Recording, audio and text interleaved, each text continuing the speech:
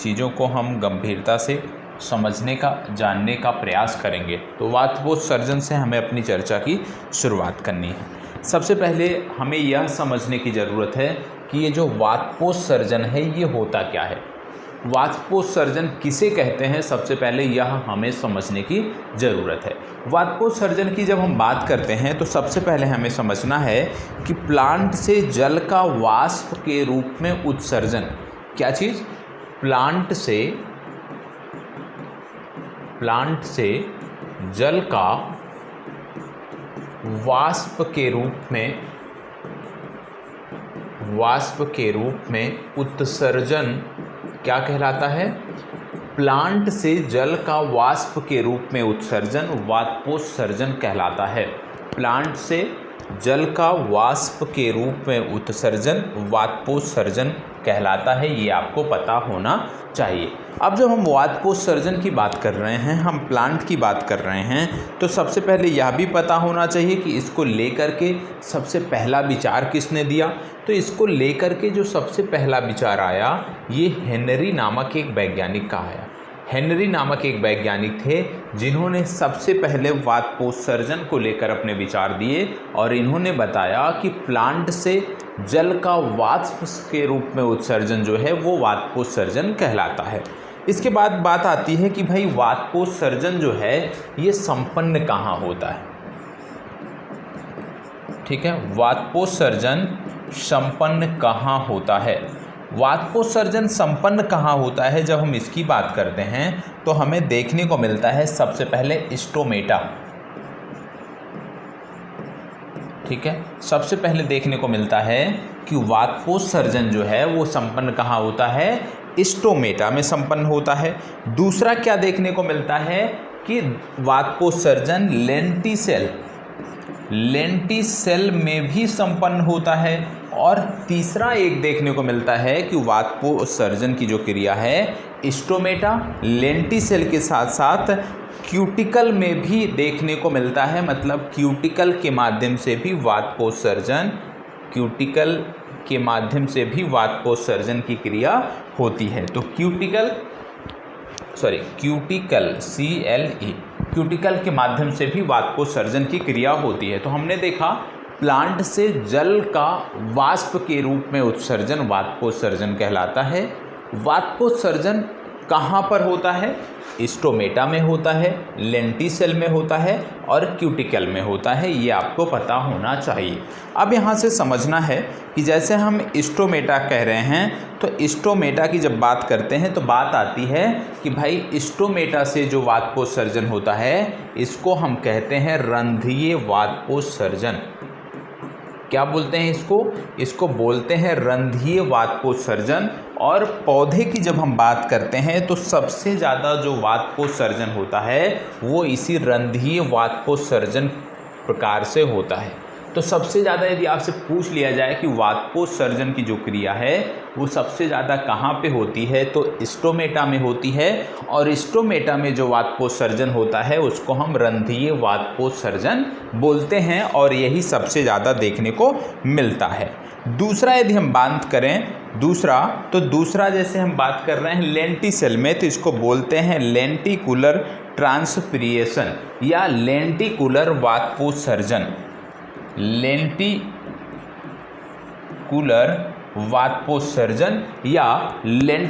वातपोत्सर्जन को इंग्लिश में बोलते हैं ट्रांसपिरेशन। तो आप जो भी चाहें वो नोट कर सकते हैं।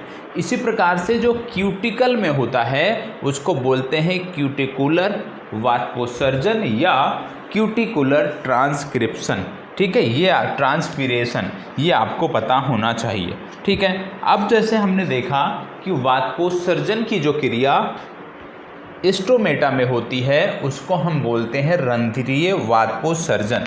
रंध्रीय वातपोत्सर्जन में कुछ चीज़ें हमें समझनी है। जैसे मान लो, बहुत अच्छा भैया चित्र नहीं बनाता हूँ इसलिए कहीं भी थोड़ा सा समझने के लिए, मान लो ये कोई पत्ती है, ठीक है, ये कोई लीफ है, तो इस प्रकार से पत्ती होती है।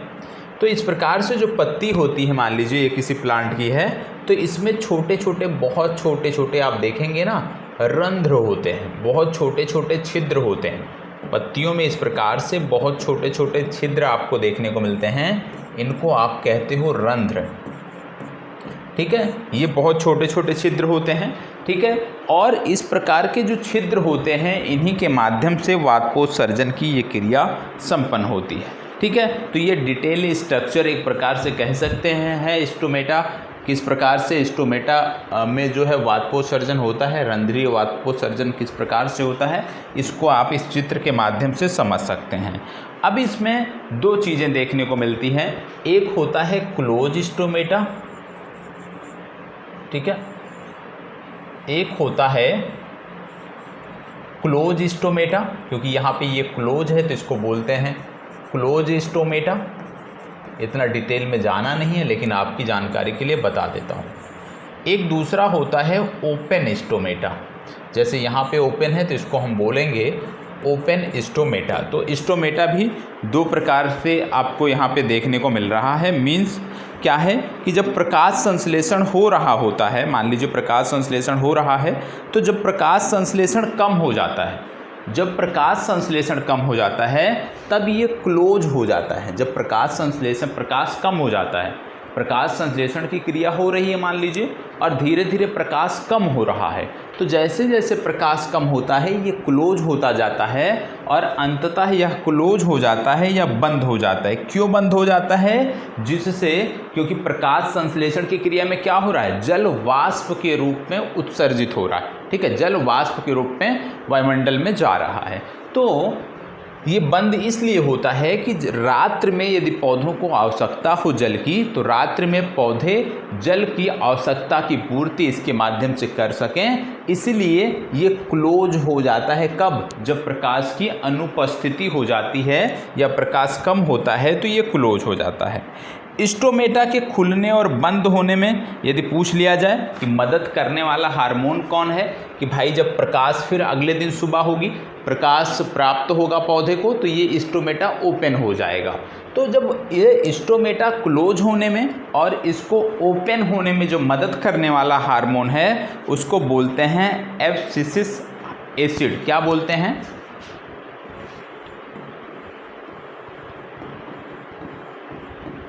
नोट कर लीजिएगा, एब्सिसिक एसिड क्या है? ये एब्सिसिक एसिड हार्मोन है जो स्टोमेटा को क्लोज होने और स्टोमेटा को ओपन होने में मदद करता है। तो इसको भी आपको नोट कर लेना है। ठीक है, तो ये एक टॉपिक बचा हुआ था प्लांट का, जो यहाँ पे हमने समाप्त कर दिया। अब प्लांट के टॉपिक समाप्त होते हैं। अब बात आती है एनिमल किंगडम की। प्लांट किंगडम यहीं पे समाप्त होता है।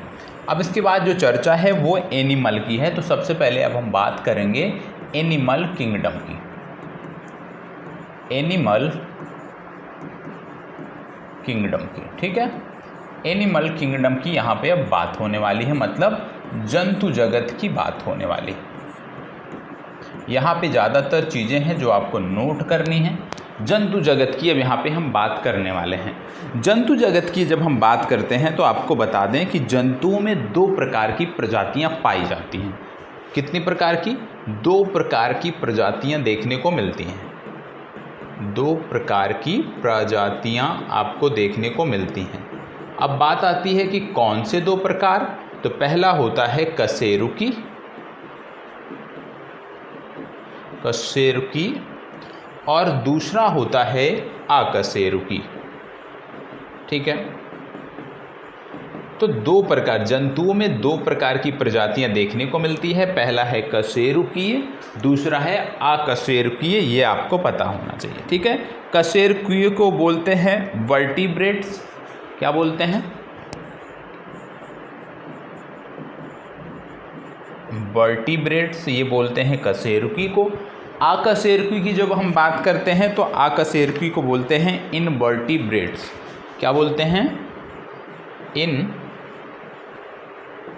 इनवर्टिब्रेट्स, ये बोलते हैं अकशेरुकी को। तो कशेरुकी और अकशेरुकी क्या क्या कहते हैं ये आपको पता हो गया।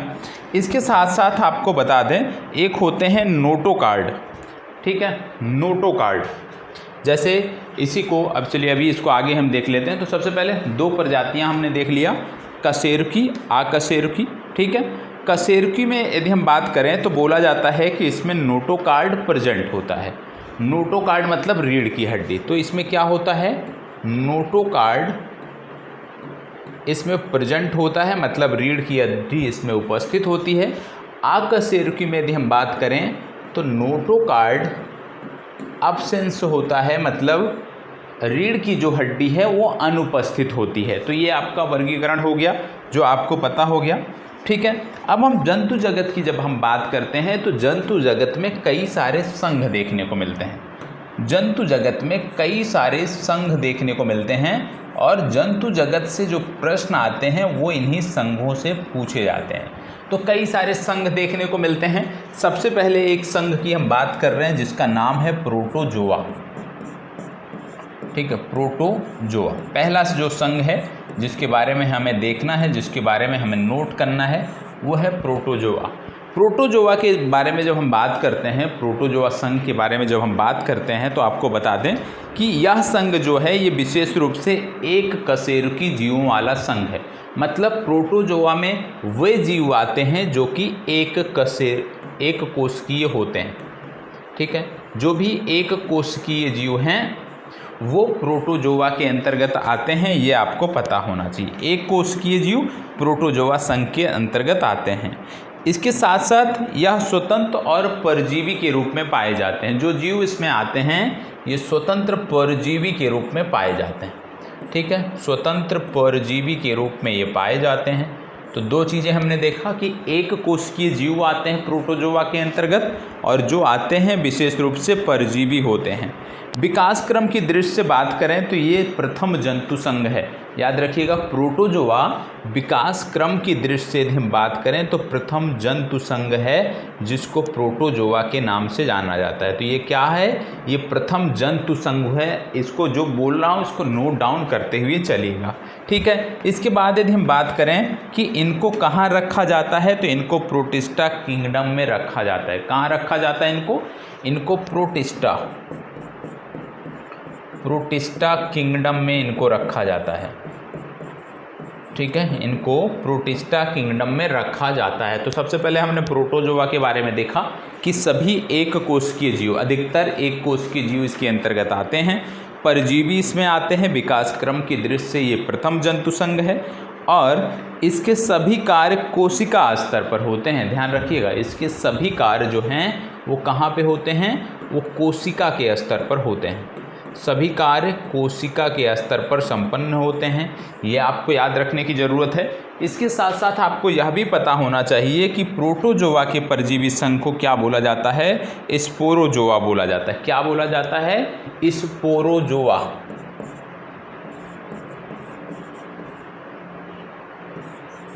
ठीक है, ये आपको पता होना चाहिए, स्पोरोजोआ।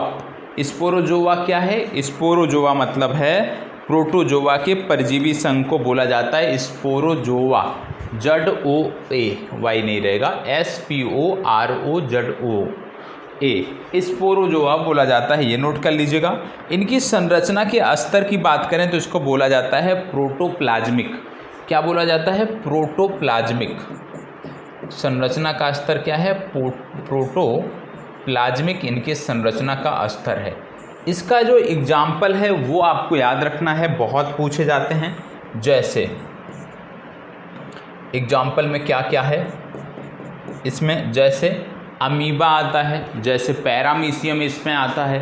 अमीबा पैरामीशियम के साथ साथ यूग्लिना इसमें आता है और यूग्लिना को आप जानते हैं जंतु और पादप के बीच की कड़ी मानी जाती है। तो ये स्वतंत्र जीवी होते हैं। जैसे हम उसमें आपने नोट किया था ना कि स्वतंत्र जीवी इसमें आते हैं, तो ये स्वतंत्र जीवी हो गए। अमीबा, पैरामीशियम, यूग्लिना, ये स्वतंत्र जीवी हो गए।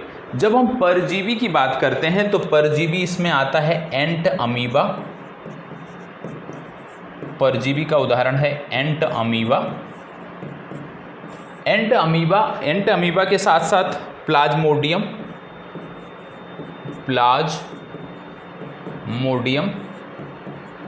ठीक है, एंट अमीबा हो गया, प्लाज्मोडियम हो गया। इसके साथ साथ अगला नोट कर दीजिए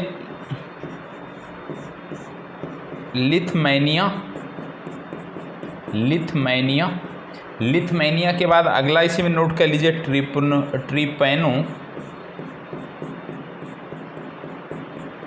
ट्रिपैनोसोमा। ठीक है, ये आपको पता होना चाहिए। तो इसमें जैसे आपने देखा स्वतंत्र जीवी में इसके उदाहरण के रूप में अमीबा, पैरामीशियम और यूग्लिना। और जब आप प्रोटोजोआ के बारे में बात कर रहे हैं, इसके जो उदाहरण हैं उसमें कौन परजीवी में बात कर रहे हैं आप, तो परजीवी के रूप में एंटमीबा, प्लाज्मोडियम, लिथमैनिया और ट्रिपेनोसोमा। ठीक है, इसमें कुछ चीज़ें आपको हैं जो आपको पता होना चाहिए। ठीक है, क्या पता होना चाहिए, जैसे एंटमीबा जो है ये एक रोग का कारण है जिसका नाम है अमीबियासिस। क्या नाम है इस रोग का, अमीबियासिस।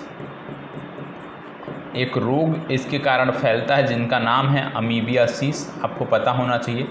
प्लाज्मोडियम तो याद ही होगा आपको, लगातार आप पढ़ते आ रहे हो, बारिश का महीना था अभी तक पढ़ते आ रहे होगे। प्लाज्मोडियम का संबंध कहाँ से है, मलेरिया। ठीक है, इसका संबंध है मलेरिया से। जब बात आती है लिथमैनिया की, लिथमैनिया के बारे में नोट कर लीजिए कि लिथमैनिया का जो संबंध है ये है कालाजार से। कहाँ से संबंध है, कालाजार से। और ट्रिपेनोसोमा की जब बात करते हैं तो जो सोने की बीमारी है वो इससे संबंधित है, सोने की बीमारी। और एक चीज़ और आपसे पूछा जा सकता है कि जैसे हमने बताया कालाजार, कि भैया कालाजार ट्रिपेनोसोमा, तो लिथमैनिया, कालाजार का वाहक कौन होता है, तो याद रखिएगा कालाजार का वाहक होता है सैंड फ्लाई। ठीक है, ये आपको याद रखना है। यदि आपको पूछ लिया जाए ट्रिपेनोसोमा, ठीक है, ट्रिपेनोसोमा के बारे में पूछ लिया जाए तो एक मक्खी होती है जिसका नाम है सीसी फ्लाई। इसका कारण क्या है, इसका वाहक कौन है, सीसी फ्लाई, ये भी आपको याद रखना है। ठीक है, कालाजार का वाहक कौन है, सैंड फ्लाई। ठीक है, और सीसी फ्लाई भी आपको याद रखना है। तो यहाँ पे आपने देखा कि इसके उदाहरण के रूप में कि इसके स्वतंत्र जीवी में कौन कौन से आते हैं, और यदि परजीवी की बात करें तो उसमें कौन कौन से आते हैं, ये आपने उदाहरण देखे, ये उदाहरण आपको पता होने चाहिए। ठीक है, इनको नोट कर लीजिएगा, इनकी बीमारियों का नाम भी, इनके वाहक का नाम भी आपसे पूछा जा सकता है। ठीक है, अब दूसरे संघ की बात आती है। दूसरे संघ का नाम है पोरीफेरा। दूसरा संघ कौन सा आता है, दूसरा संघ आता है पोरीफेरा। दूसरा जंतु संघ आता है पोरीफेरा। ठीक है, पोरीफेरा ये दूसरा जंतु संघ है जो आपको पता होना चाहिए। ठीक है, या इसी को अस्पंज भी बोलते हैं। क्या बोलते हैं, अस्पंज। इसके बारे में क्या चीज़ें आपको पता होना चाहिए, सबसे पहली बात कि इसमें संगठन का जो स्तर है वो कोशिकीय होता है।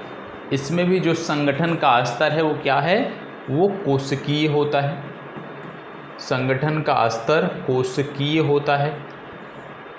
इसके साथ साथ पोरीफेरा के बारे में कुछ फैक्ट यह है कि इसमें कौन से जीव आते हैं, इसमें जो जीव आते हैं वो बहुकोशिकीय होते हैं। कौन से होते हैं, बहुकोशिकीय जीव इसके अंतर्गत आते हैं। बहुकोशिकीय जीव इसके अंतर्गत आते हैं, ये आपको पता होना चाहिए। साथ ही साथ इसमें यह भी पता होना चाहिए कि बहुकोशिकीय जीव तो आते हैं, लेकिन इन बहुकोशिकीय जीवों में ऊतकों का निर्माण नहीं होता है। ऊतकों का जो निर्माण है वो इन बहुकोशिकीय जीवों में नहीं होता है। इसके साथ साथ इसमें और क्या आता है, तो इसमें विशेष रूप से कांटेदार संरचना पाई जाती है। इसमें जो जीव आते हैं उनमें विशेष रूप से कांटेदार संरचना पाई जाती है। कांटेदार संरचना पाई जाती है। और ये जो कांटेदार संरचना होती है इसको क्या बोला जाता है, इसको बोला जाता है स्पाइकल्स। क्या बोला जाता है, स्पाइकल्स बोला जाता है। तो याद रखिएगा कि इन कांटेदार संरचना को स्पाइकल्स बोला जाता है। इनमें जल के प्रवाह के लिए कैनाल तंत्र भी देखने को मिलता है। विशेष रूप से ये जो जीव हैं इनमें कैनाल तंत्र भी आपको देखने को मिलता है। अब इसमें हैं कौन कौन से, इसमें हैं कौन कौन से, नोट कर लीजिएगा। स्पांजिला, इसके उदाहरण में स्पांजिला, ठीक है, पहला उदाहरण है स्पांजिला। दूसरा उदाहरण इसमें है यूप्लेक्टेला। यूप्लेक्टेला ये इसका उदाहरण है। ठीक है, तो इतनी जानकारी होनी चाहिए। और एक चीज़ और कि ये जो जीव हैं बहुकोशिकीय हैं, लेकिन ये पाए कहाँ जाते हैं? ये स्वच्छ जल में पाए जाते हैं। याद रखिएगा, ये स्वच्छ जल में पाए जाते हैं। तो ये हो गया दूसरा समूह। तीसरा समूह जो हमें पढ़ना है, उसको बोलते हैं सिलेंट्रेटा। क्या बोलते हैं?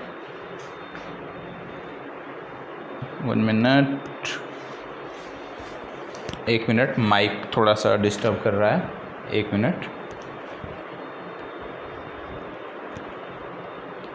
पोडियम के नीचे आ गया है।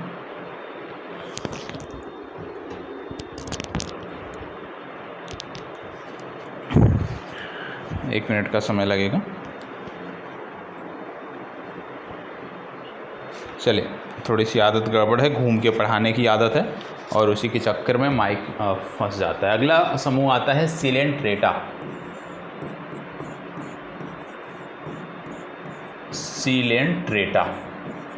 ठीक है, सिलेंट्रेटा अगला जंतु समूह आता है जिसके बारे में हमें पढ़ना है। सिलेंट्रेटा के बारे में क्या हमें पता होना चाहिए कि सिलेंट्रेटा में जो जीव आते हैं ये भी बहुकोशिकीय होते हैं। ठीक है, सबसे पहली बात कि ये भी क्या होते हैं? बहुकोशिकीय होते हैं। यही सब पूछा जाता है। ठीक है, इसमें बहुकोशिकीय होते हैं। इसके साथ साथ आपको बता दूं कि पहला जंतु जिसकी शारीरिक संरचना ऊतक स्तर की होती है, लेकिन अंग तथा अंगतंत्र नहीं पाए जाते हैं। याद रखिएगा, पहला जंतु ऐसा इसमें आता है जिसकी शारीरिक जो रचना है वो ऊतक के स्तर की होती है। अभी तक जो समूह पढ़े उसमें शारीरिक रचना ऊतक के स्तर की देखने को नहीं मिलती थी। तो ये पहला संघ है जिसमें जो जीव आते हैं उनकी शारीरिक रचना ऊतक के स्तर की होती है, लेकिन इसमें अंग तथा अंग तंत्र का अभाव देखने को मिलता है। इनका शरीर ऊतक के 2 परतों से बना होता है और इसी के कारण इनको डिप्लोब्लास्टिक कहते हैं। क्या बोलते हैं इनको?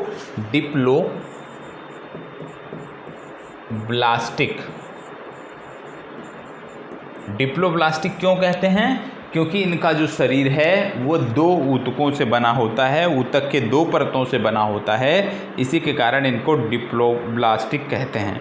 इनमें कोई आंतरिक गुहा नहीं पाई जाती और इसी के कारण इनको एसिलोमेट कहा जाता है। ठीक है, इनमें कोई भी आंतरिक गुहा नहीं पाई जाती और इसी के कारण इनको एसिलोमेट भी कहा जाता है। ठीक है, इस समूह में जो जीव आते हैं एसिलोमेट भी कहा जाता है। इसके साथ साथ इनके टेंटिकल्स में निडोब्लास्टर कोशिका पाई जाती है जिससे ये डंक मारते हैं। ये भी आपको याद रखना है, इनके टेंटिकल्स में निडोब्लास्टर कोशिका पाई जाती है जिससे ये डंक मारते हैं। इन जीवों में तंत्रिका कोशिका होती है लेकिन मस्तिष्क अनुपस्थित होता है। क्या होती है इसमें? तंत्रिका कोशिका तो होती है, तंत्रिका कोशिका होती है, लेकिन मस्तिष्क नहीं पाया जाता। ये आपको पता होना चाहिए। तंत्रिका कोशिका होती है लेकिन मस्तिष्क देखने को नहीं मिलता है। इनके उदाहरण क्या है? इनका उदाहरण है हाइड्रा और जेलीफिश। इनका उदाहरण क्या है? हाइड्रा और जेलीफिश। अब यदि आपसे पूछ लिया जाए भैया, यदि आपसे पूछ लिया जाए कि जेलीफिश किसका उदाहरण है, मछली का उदाहरण है या जंतु का, तो आप क्या जवाब दोगे? याद रखिएगा, जेलीफिश जंतु का उदाहरण है, इसीलिए आपको समूह बताए जा रहे हैं।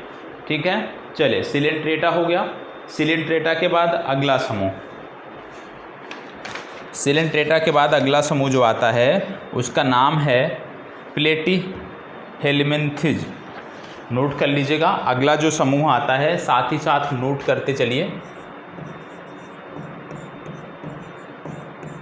साथ ही साथ नोट करते चलिए।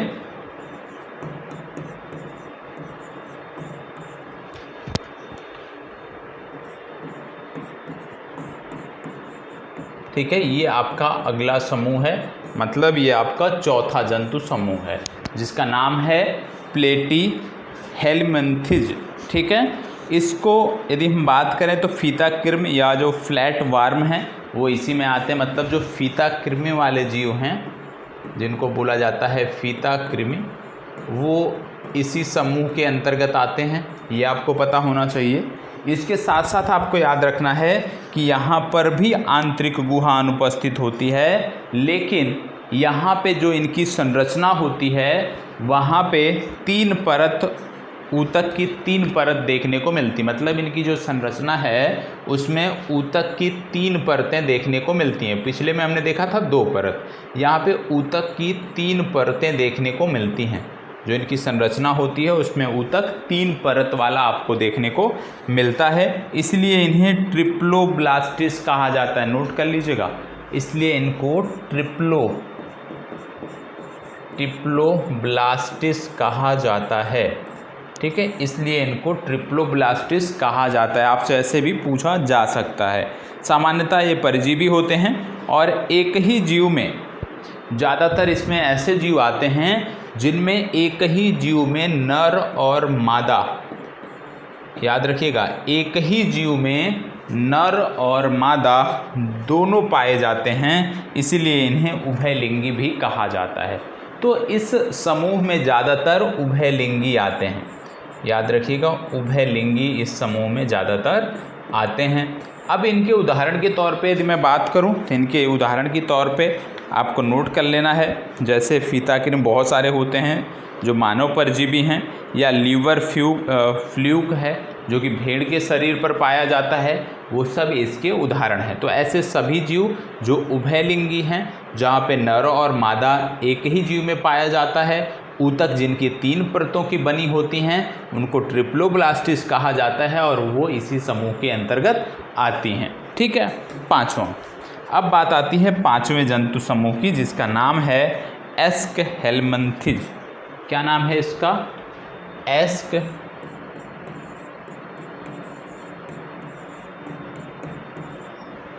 नोट कर लीजिएगा साथ साथ,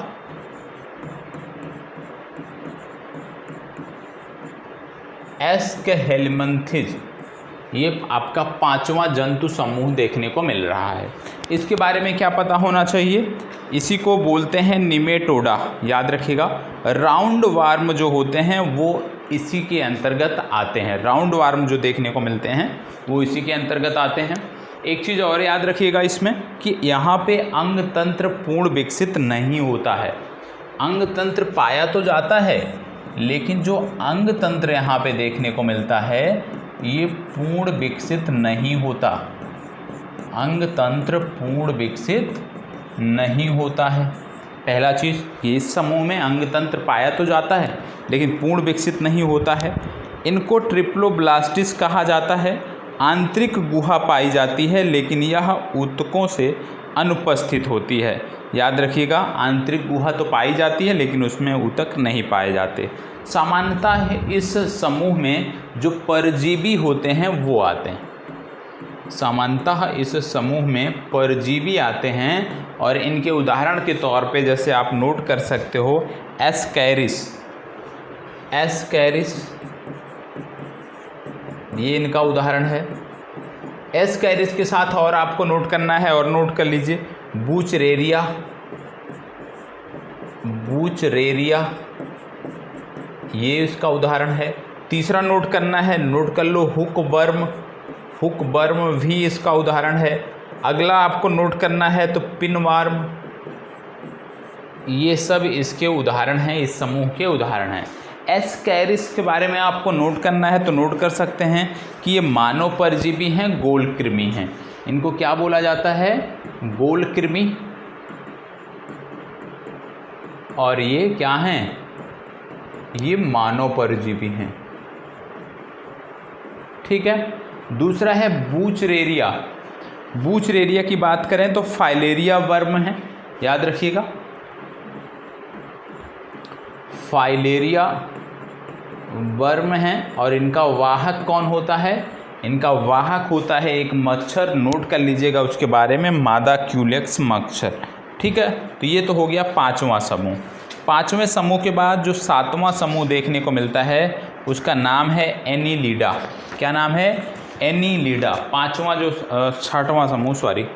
छठवां समूह जो देखने को मिलता है जंतु समूह, उसका नाम है एनीलिडा।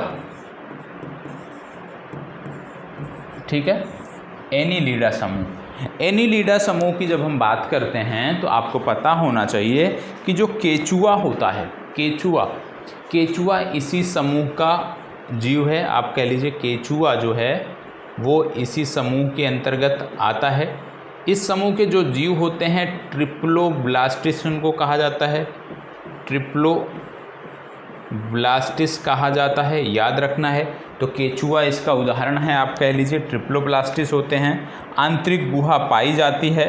अंग तंत्र भी पूर्ण विकसित होता है, लेकिन ज़्यादातर खंडित शरीर देखने को मिलता है। खंडित शरीर ज़्यादातर देखने को मिलता है। अंग तंत्र पूर्ण विकसित लेकिन खंडित शरीर देखने को मिलता है। और बंद परिसंचरण तंत्र देखने को मिलता है। क्या देखने को मिलता है? बंद परिसंचरण तंत्र।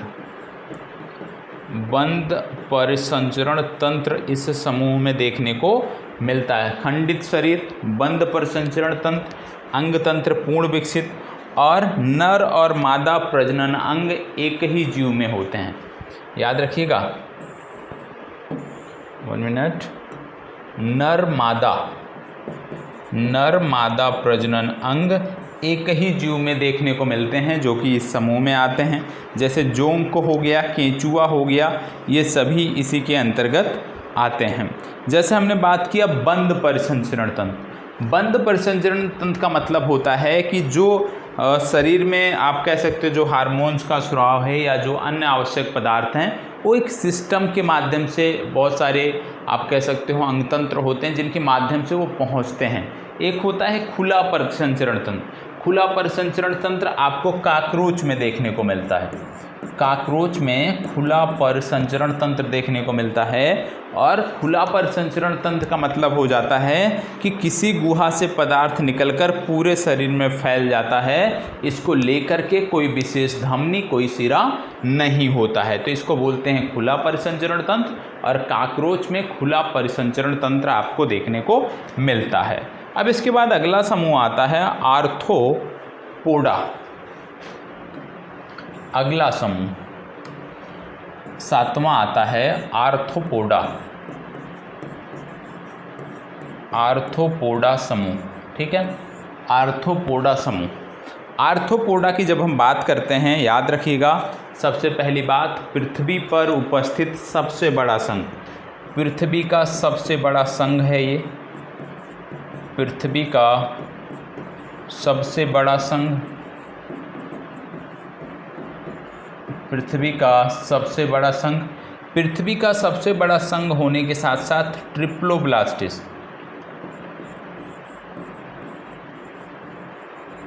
ठीक है, ट्रिप्लोब्लास्टिस होते हैं। तो आर्थ्रोपोडा संघ पृथ्वी का सबसे बड़ा संघ है। ट्रिप्लोब्लास्टिस होते हैं, शरीर खंडित होता है, आंतरिक गुहा पाई जाती है। और याद रखना है कि यहाँ पे ज्वाइंट लेग पाया जाता है, साथ ही साथ खुला परिसंचरण तंत्र देखने को मिलता है। और खुला परिसंचरण तंत्र क्या होता है उसके बारे में हमने बात अभी किया है। तो खुला परिसंचरण तंत्र आपको याद रखने की ज़रूरत है। इसमें विशेष रूप से आपको याद रखना है कुछ चीज़ें, जैसे महत्वपूर्ण वर्ग इसमें जो एक आता है उसका नाम है इंसेक्टा।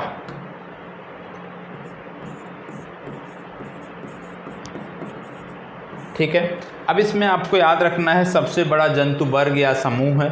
और इसमें यदि हम बात करें 3 पेयर्स ज्वाइंट लेग पाए जाते हैं। 3 पेयर ज्वाइंट लेग जो हैं वो पाए जाते हैं। एग्जाम्पल के तौर पे जैसे देख लें हम, हाउस फ्लाई,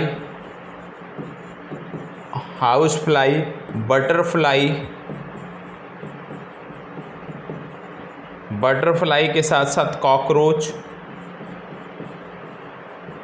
और मॉस्किटो। ठीक है, इनमें क्या होता है, इनमें 3 पेयर ज्वाइंट लेग पाया जाता है। और ये सभी के सभी जो हैं एक प्रकार से इसके उदाहरण हैं, इस वर्ग के उदाहरण हैं। तो ये बात हो गई आर्थ्रोपोडा की। आर्थ्रोपोडा के बाद जो अगला वर्ग आपको पढ़ना है वह है मोलस्का। क्या पढ़ना है आपको पढ़ना है मोलस्का। ठीक है, मोलस्का अगला वर्ग है।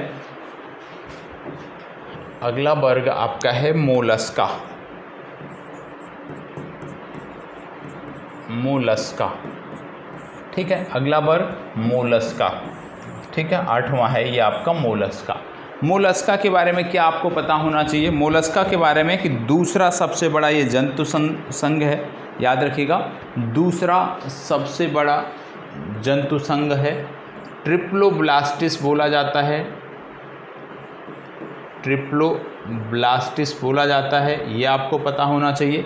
इसके साथ साथ इसमें भी खंडित शरीर देखने को मिलता है, और ये जो शरीर होता है सिर, वक्ष और उदर में खंडित होता है। सिर, वक्ष और उदर में ये खंडित होता है, ये आपको पता होना चाहिए। इसके साथ साथ आपको बता दें कि शारीरिक संरचना की जब बात करते हैं तो मुलायम ऊतकों की बनी होती है। याद रखिएगा, शारीरिक संरचना मुलायम ऊतकों की इनकी बनी होती है। और एक चीज़ और याद रखिएगा कि जिस पर CaCO3 की परत चढ़ी होती है, जैसे स्नेल हो गया, ठीक है, स्नेल हो गया। स्नेल के साथ साथ और क्या है? स्क्वेड हो गया, ठीक है, और क्या है? ऑक्टोपस हो गया।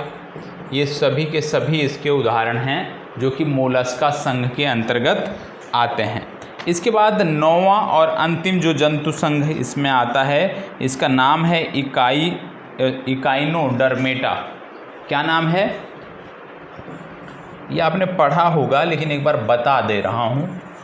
इकाइनो, ये ना हो कि कुछ छोड़ा गया है। Echinodermata, Echinodermata. इकाइनोडर्मेटा के बारे में आपको पता होना चाहिए कि इसमें कांटेदार त्वचा पाई जाती है, जल संवहन तंत्र पाया जाता है, पोषण परिचालन द्वारा होता है जिसको ट्यूफैक्ट कहते हैं। इसके अंतर्गत जैसे स्टार फिश हो गया, स्टार फिश के साथ साथ इसमें सी स्टार हो गया, सी कुकम्बर हो गया, ये सभी के सभी इसके अंतर्गत आते हैं। ठीक है, तो अब बात आती है कशेरुकी जीवों की। ठीक है, जंतु संघ में अब ये तो अकशेरुकी वाला समाप्त हुआ। अब बात आती है कशेरुकी की। कशेरुकी, ठीक है, कशेरुकी की बात आती है। इसमें थोड़ा सा सुन लीजिएगा। जैसे कशेरुकी में मतलब रीढ़ की हड्डी पाई जाएगी, तंत्रिका तंत्र पूर्ण विकसित होगा। कशेरुकी जीवों में तंत्रिका तंत्र पूर्ण विकसित होगा। ठीक है, परिसंचरण तंत्र भी देखने को मिलेगा, पूंछ भी देखने को मिलता है। जो कशेरुकी जीव होते हैं उसमें पूंछ भी देखने को मिलता है। और इसमें आपको विशेष रूप से जैसे देखने को मिलता है कि मछली हो गया, उभयचर हो गया, सरीसृप हो गया, पक्षी हो गए, स्तनधारी हो गए, ये सभी के सभी इसमें उपस्थित होते हैं, इस समूह के अंतर्गत आते हैं। मछली में कितने चैम्बर होता है बताया गया है, 2 चैम्बर हृदय होता है। मछली अमीनोटेलिक बोला जाता है, अमीनोटेलिक होती है। उभयचर की बात करें जो जल और स्थल दोनों पे रह सकते हैं, उभयचर में 3 कोशिकीय 3 चैम्बर हृदय पाया जाता है। सरीसृप में हमने आपको बताया है कि जो रेंग कर चलने वाले जीव होते हैं वो आते हैं। इसमें यदि हम बात करें तो 3 चैम्बर हृदय पाया जाता है, लेकिन इसमें मगरमच्छ एक अपवाद है क्योंकि वहाँ पे 4 चैम्बर हृदय देखने को मिलता है। तो ये विशेष रूप से थे जो आपको पता होने चाहिए। और इसके बाद अब बात आती है मानव रोगों की। तो अगला जो हमें पढ़ना है वो हम पढ़ेंगे मानव रोग के बारे में। ठीक है, अगला जो भी हम पढ़ेंगे वो हम पढ़ेंगे मानव रोग के बारे में। ठीक है, मानव और रोग ये महत्वपूर्ण है। ठीक है, अभी जो आपने पढ़ा वो थोड़ा सा इसकी अपेक्षा यदि मैं बात करूं तो कम महत्वपूर्ण है, लेकिन ये बहुत महत्वपूर्ण है, इसलिए इसको बहुत ध्यान से कंप्लीट करना है। ठीक है, मानव रोग। सबसे पहली बात, रोग क्या होता है? रोग के बारे में यदि मैं बात करूं तो यदि कोई व्यक्ति शारीरिक, मानसिक और सामाजिक रूप से अस्वस्थ हो जाता है तो जिसके कारण वो अस्वस्थ है उसी को आप कह सकते हो रोग कहते हैं। तो ये 2 प्रकार के होते हैं। रोग जो हैं ये 2 प्रकार के होते हैं। 2 प्रकार। कौन कौन से प्रकार होते हैं रोगों के? आइए देख लेते हैं। रोग दो प्रकार के होते हैं, कौन कौन से? पहला होता है जेनेटिक डिजीजेज या आनुवांशिक रोग। जेनेटिक डिजीजेज या आनुवांशिक रोग। जेनेटिक डिजीजेज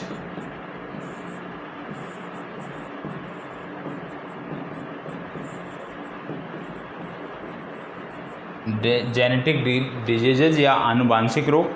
दूसरा यदि मैं बात करूं तो उसको बोलते हैं उपार्जित रोग या एक्वायर्ड डिजीज। क्या बोलते हैं? उपार्जित रोग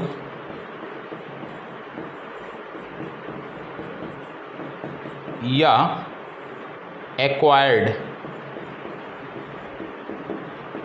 डिजीज। ठीक है, एक्वायर्ड डिजीज या उपार्जित रोग। तो रोग दो प्रकार के होते हैं, ये आपको पता होना चाहिए। और ये जो एक्वायर्ड रोग होते हैं, इनकी जब मैं बात करता हूँ तो इनको पुनः दो भागों में वर्गीकृत किया जाता है। उपार्जित जो रोग हैं इनको पुनः दो भागों में वर्गीकृत किया जाता है। पहला आता है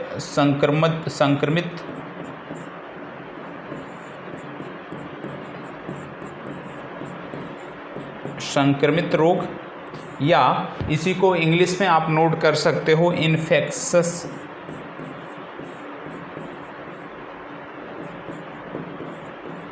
डिजीज। ठीक है, इन्फेक्शस डिजीज। और दूसरा देखने को मिलता है असंक्रमित रोग या नॉन इन्फेक्शस डिजीज। ठीक है, दूसरा क्या देखने को मिलता है? असंक्रमित रोग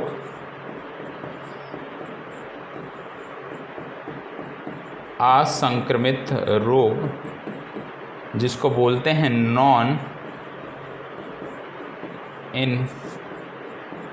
इन्फेक्शस डिजीज। ठीक है, असंक्रमित रोग और संक्रमित रोग। तो हमने देखा रोग दो प्रकार के होते हैं। पहला होता है आनुवांशिक रोग, दूसरा होता है उपार्जित रोग। उपार्जित रोग को पुनः दो भागों में वर्गीकृत किया जाता है, संक्रमित रोग और असंक्रमित रोग। संक्रमित रोग मतलब इन्फेक्शस डिजीजेज और असंक्रमित रोग मतलब नॉन इन्फेक्शस डिजीजेज। ये आपको पता हो गया।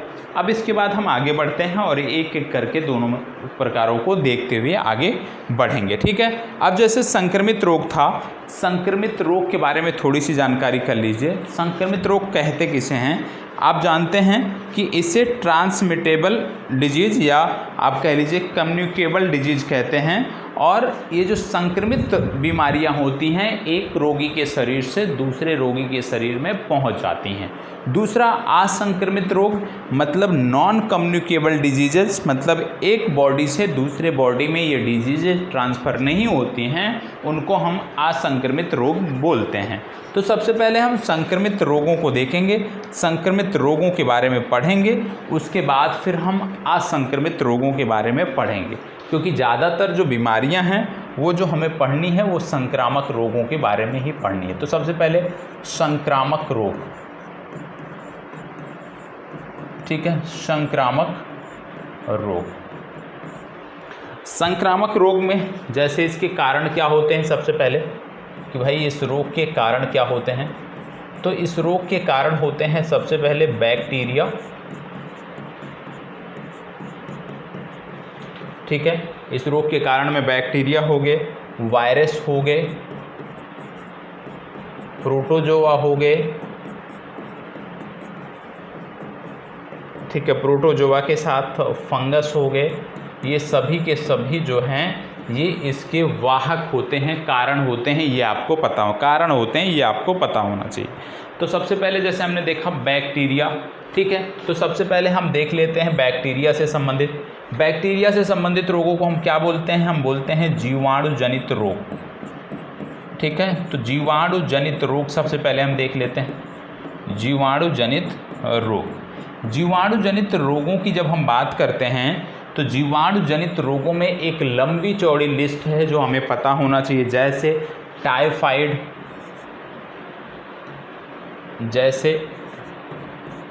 टाइफाइड, जैसे निमोनिया, टाइफाइड हो गया, निमोनिया हो गया, नोट करते हुए साथ साथ चलिएगा, ठीक है। सिफिलिस हो गया, टाइफाइड हो गया, निमोनिया हो गया, सिफिलिस हो गया। सिफिलिस के साथ साथ इसी में नोट कर लीजिए गोनोरिया, गोनोरिया के साथ इसी में नोट कर लीजिए प्लेग, प्लेग के साथ इसी में नोट कर लीजिए लेप्रेसी, लेप्रेसी, लेप्रेसी के बाद आगे नोट कर लीजिए क्षय रोग, क्षय रोग के बाद आगे नोट कर लीजिए कालरा, कालरा के बाद आगे इसी में नोट कर लीजिए डिप्थीरिया,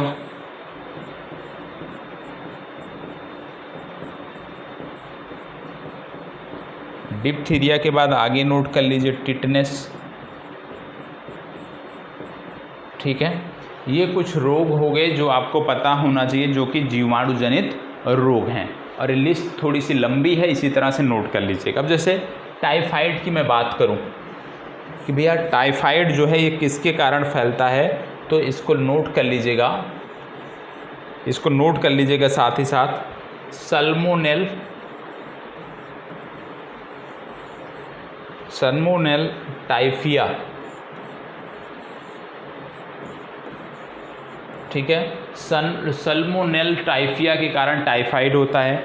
निमोनिया के कारण यदि मैं बात करूं तो निमोनिया का कारण नोट कर लीजिएगा जीवाणु, इसका नाम क्या है पूछा जाता है डिप्लोकोकस, डिप्लोकोकस न्यूमोंग,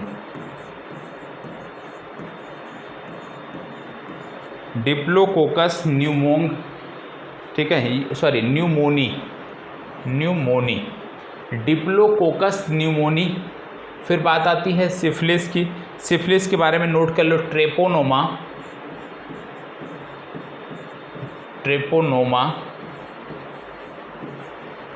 ट्रेपोनोमा पैलोडियम, ठीक है, ट्रेपोनोमा पैलोडियम सिफिलिस के लिए। फिर बात आती है गोनोरिया, गोनोरिया में नोट कर लो हीमोफिलस,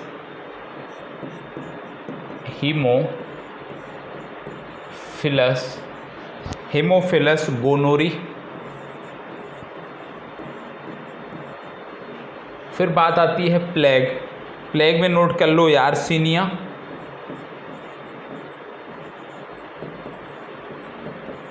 यार्सिनिया पेस्टिस,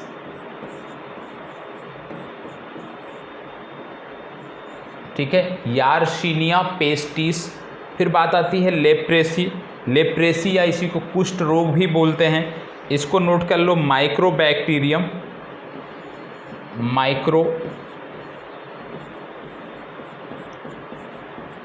माइक्रोबैक्टीरियम लेप्री।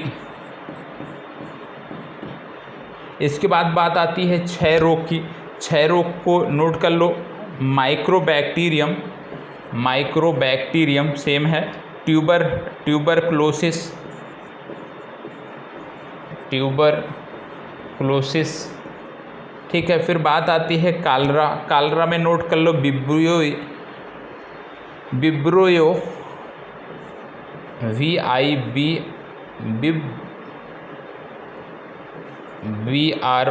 विब्रो कोलोरी, जिनको हिंदी में नोट करना है नोट कर सकते हैं विब्रोयो,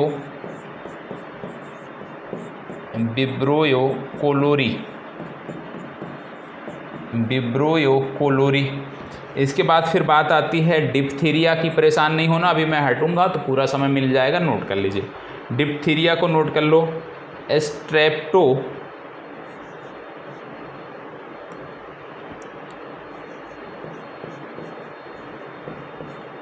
स्ट्रेप्टोकोकस डिप्थीरियल,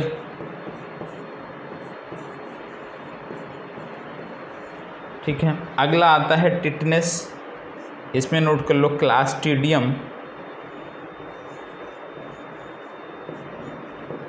क्लास्ट्रीडियम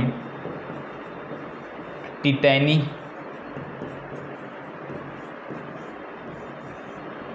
ठीक है। अब ये नोट कर लो आप, ये क्या थे, ये थे जीवाणु जनित रोग, ठीक है। तो जीवाणु जनित रोग में सबसे पहले typhoid, pneumonia, syphilis, gonorrhoea, plague, leprosy, क्षय रोग, कालरा, डिप्थीरिया, टिटनेस, इनसे जुड़े हुए जो जीवाणु हैं उनके नाम लिखे गए हैं।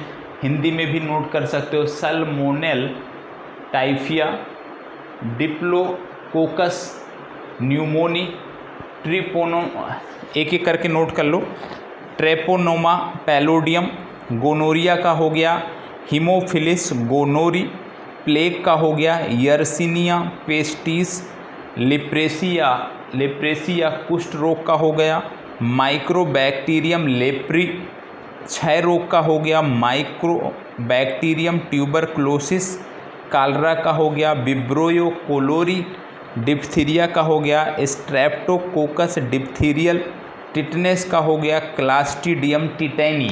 ये मैंने बोल दिया है, अब इसको नोट कर लो आप, फिर हम आगे बात करते हैं। ये क्या हो गए, ये जीवाणु जनित रोग हैं। इन जीवाणु जनित रोगों को नोट कर लो, फिर आगे की चर्चा हम प्रारंभ करते हैं। इसको कृपया करके नोट डाउन कर लिया जाए।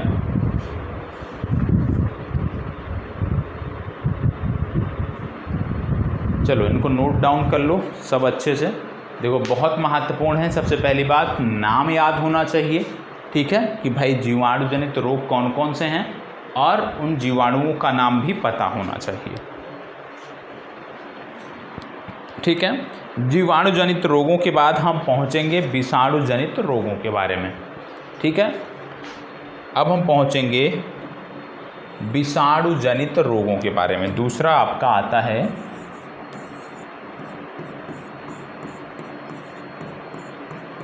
विषाणु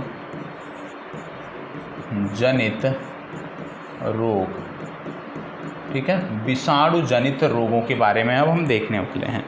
विषाणु जनित रोगों के बारे में जब हम बात करते हैं तो आपको पता होगा कि बात हो रही है वायरस से होने वाले रोगों की। तो आप जानते हैं कि इनको क्या बोला जाता है, सजीव और निर्जीव के बीच कड़ी। क्या बोला जाता है विषाणु को, सजीव निर्जीव के बीच की कड़ी, सजीव निर्जीव के बीच की कड़ी बोला जाता है इनको, वायरसेस को। ये आपको पता होना चाहिए। 3 प्रकार के ये वायरस देखने को मिलते हैं। वायरस जो हैं ये 3 प्रकार के देखने को मिलते हैं। कौन कौन से 3 प्रकार? पहला आपको देखने को मिलता है एनिमल वायरस, एनिमल वायरस। दूसरा आपको देखने को मिलता है प्लांट वायरस, और तीसरा देखने को मिलता है बैक्टीरियोफेज, ठीक है,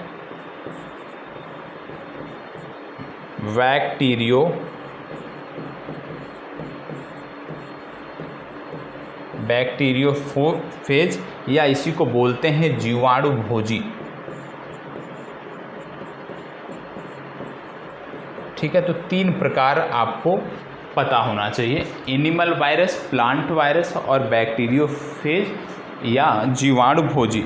जीवाणु भोजी के बारे में जैसे आप जानते हैं कि गंगा नदी का जो पानी है वो दूषित नहीं होता। दूषित ना होने का तात्पर्य यहाँ पे पोल्यूशन की बात नहीं है, यहाँ पे ये बात है कि जल्दी उसमें दुर्गंध नहीं आती है, ठीक है। तो क्यों नहीं आती है? क्योंकि उसमें एक जीवाणु भोजी बैक्टीरिया पाया जाता है जो जीवाणुओं को नष्ट कर देता है, या आप कह लीजिए उनको भोजन के रूप में ग्रहण करता है, जिसके बारे में वहाँ पे इस तरह की समस्या देखने को नहीं मिलती है, ठीक है। अब वायरस से होने वाले रोगों के बारे में हमें देखना है कि भैया वायरस से होने वाले रोग कौन कौन से हैं। ये तो हमने समझ लिया कि 3 प्रकार के वायरस देखने को मिलते हैं, एनिमल, प्लांट और बैक्टीरियोफेज।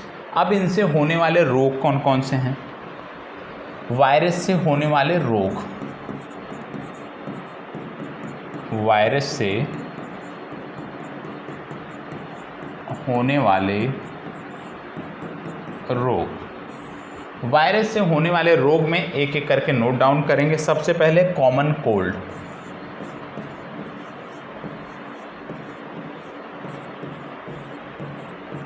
पहला क्या है, कॉमन कोल्ड या सर्दी जुकाम, और ये किसके कारण होता है, ये होता है राइनो वायरस के कारण।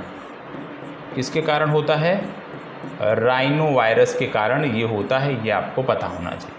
तो कॉमन कोल्ड जो कि राइनो वायरस के कारण होता है, ये आपको पता होना चाहिए। इसका वाहक क्या होता है, कॉमन कोल्ड की बात करें तो वाहक क्या होता है, आप जानते हैं हवा के माध्यम से ये फैलता है। तो इसका वाहक क्या होता है, आप समझ लीजिए, हवा जो है ये इसका वाहक है। लक्षण क्या होता है, नाक से पानी निकलता है, कफ आता है, आंखें लाल हो जाती हैं, और इस प्रकार से जैसे छींकने की लगातार प्रक्रिया चलती रहती है। ये इस तरह की समस्या देखने को मिलते हैं। और एक चीज़ और याद रखिएगा, ये जो कॉमन कोल्ड होता है ये श्वसन तंत्र के सिर्फ ऊपरी भाग को प्रभावित करता है।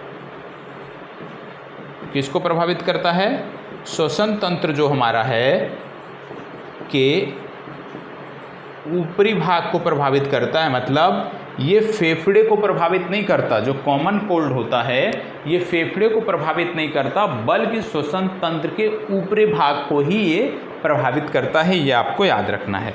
दूसरी जो बीमारी है, वायरस से होने वाली जो समस्या है, उसको बोलते हैं डेंगू। दूसरा कौन सा है, दूसरा आपका है डेंगू। ठीक है, दूसरी समस्या जो वायरस के कारण होती है उसको बोलते हैं डेंगू। डेंगू का वाहक क्या होता है, मादा एडीज इजिप्ट मच्छर होती है। तो इनका वाहक क्या हो गया, मादा एडीज इजिप्ट मच्छर, मादा एडीज इजिप्ट मच्छर, ये इनका वाहक हो गया। ठीक है, मादा एडीज इजिप्ट मच्छर ये इनका वाहक हो गए, ये आपको पता होना चाहिए। इनके वायरस को क्या बोलते हैं, इनको बोलते हैं अरबो वायरस या डेंगी वायरस। क्या बोलते हैं इनके वायरस को, डेंगी वायरस। इनके वायरस को बोलते हैं डेंगी वायरस, या इसी को आप कह सकते हो अरबो वायरस। लक्षण क्या इसमें होता है, तीव्र बुखार होता है, जॉइंट जो हैं, जो जोड़ हैं वहाँ पे दर्द का अनुभव होता है, और बहुत तेज़ी से प्लेटलेट्स जो हमारे हैं, प्लेटलेट्स की संख्या बहुत तेज़ी से गिरती है। और एक लिमिट है कि भैया 25,000 30,000 यदि प्लेटलेट्स पहुँच गया तो फिर गंभीर अवस्था में उसको माना जाता है। तीसरी जो समस्या है वो है chicken pox. Chicken pox, chicken pox भी वायरस से होने वाली एक गंभीर समस्या है, एक संक्रमण है। चिकन पॉक्स की जब हम बात करते हैं तो सबसे पहली बात कि ये वायरस कौन सा होता है, तो नोट कर लीजिएगा, variola zoster virus.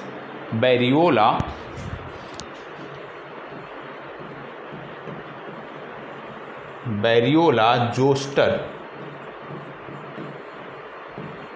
Virus.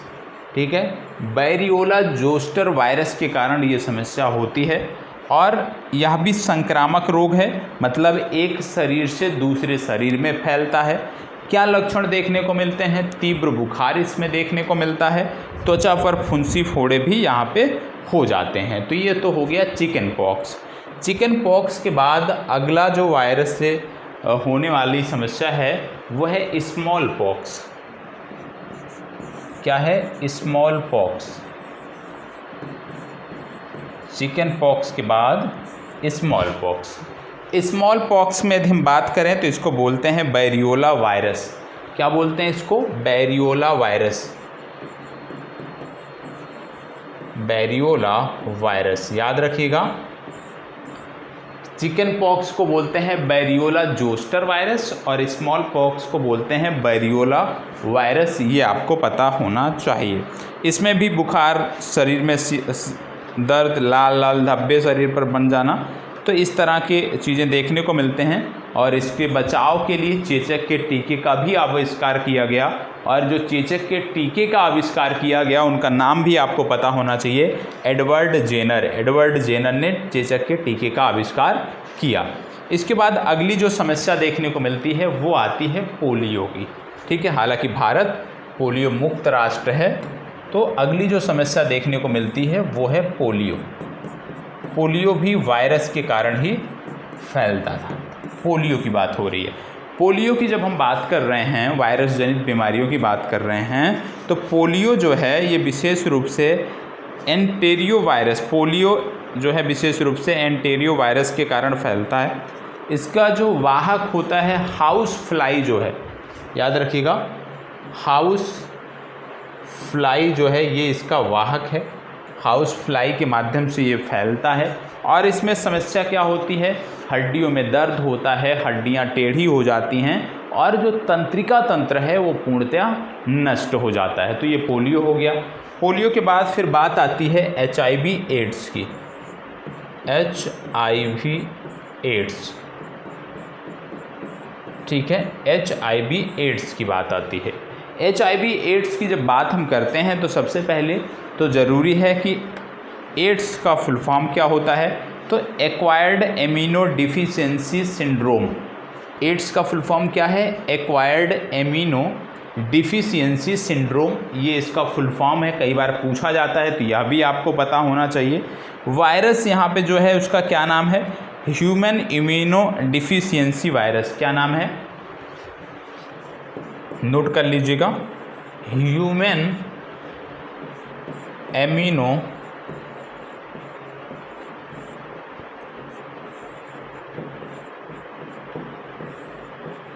Deficiency virus, human amino deficiency virus. और इसमें टेस्ट कौन सा होता है, इसके लिए एड्स के लिए टेस्ट कौन सा होता है, उस टेस्ट का नाम है एलिसा। एलिसा परीक्षण कराया जाता है। जब एड्स की जांच करानी हो तो वहाँ पे एलिसा परीक्षण कराया जाता है और इसका भी फुल फॉर्म पूछा जा सकता है, नोट कर लीजिएगा, एंजाइम, नोट कर लीजिएगा, एंजाइम लिंक्ड एमिनो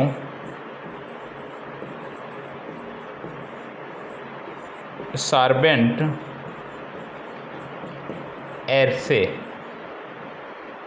एरे, ठीक है, एंजाइम लिंक्ड एमिनो सार्बेंट एरे, ये इसका फुल फॉर्म है, ये आपको पता होना चाहिए। एलिसा टेस्ट कहाँ होता है, HIV की जांच के लिए एलिसा टेस्ट होता है। यदि आपसे पूछ लिया जाए, एक प्रश्न और पूछा जाता है कि ये जो HIV वायरस है ये किस फैमिली का है, तो याद रखिएगा ये रेट्रो फैमिली का है। किस फैमिली का है, रेट्रो फैमिली का है। और इसका पहला केस जो देखा गया था वो वर्ष 1981 में देखा गया था। कहाँ पे देखा गया था, USA में देखा गया था। भारत में पहले केस की बात करें कि भाई HIV एड्स का भारत में पहला केस कब मिला, तो वर्ष 1986 में भारत में HIV एड्स का पहला केस मिला था। यह भी आपको याद रखना है, ठीक है। फैलाव कैसे होता है HIV एड्स का, सबसे पहली बात रक्ताधान के कारण, कि कोई व्यक्ति HIV पॉजिटिव है तो उसके रक्त को यदि किसी और को चढ़ाया जाता है तो वहाँ से हो सकता है। निडल से फैलता है, जो सुइयां हम इस्तेमाल करते हैं, मान लीजिए उसका इस्तेमाल किसी HIV पॉजिटिव व्यक्ति पर किया गया है और सेम का उपयोग आपके साथ कर लिया जाए तो वहाँ पे हो सकता है।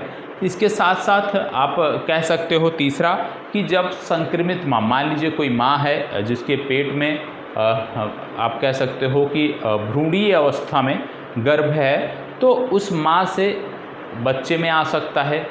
इसके साथ साथ असुरक्षित यौन संबंध से भी जो है एड्स फैलता है। तो एड्स फैलने के बहुत सारे कारण हैं और इसमें क्या लक्षण होते हैं, भूख ना लगना, भूख ना लगेगी तो आप कुछ खाओगे पियोगे नहीं, तो उससे शरीर कमज़ोर होता जाता है, तो प्रतिरक्षा तंत्र धीरे धीरे कमज़ोर होता जाता है, लो एनर्जी आप फील करोगे। और इसमें जो दवा दी जाती है वो पूछा जाता है, तो नोट कर लो, इसका नाम क्या है, एजिडो, इसको नोट कर लो, पहले इसको नोट कर लो। अभी तक जितना नोट किया है एड्स के बारे में, जैसे उसका फुल फॉर्म, एलिसा टेस्ट का फुल फॉर्म, इन सब को नोट कर लो, फिर बताते हैं कि इसमें दवा कौन सी दी जाती है।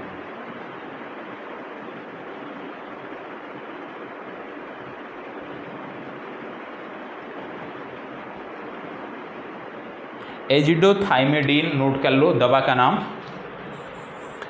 एजिडो, AZIDO THYMEDINE,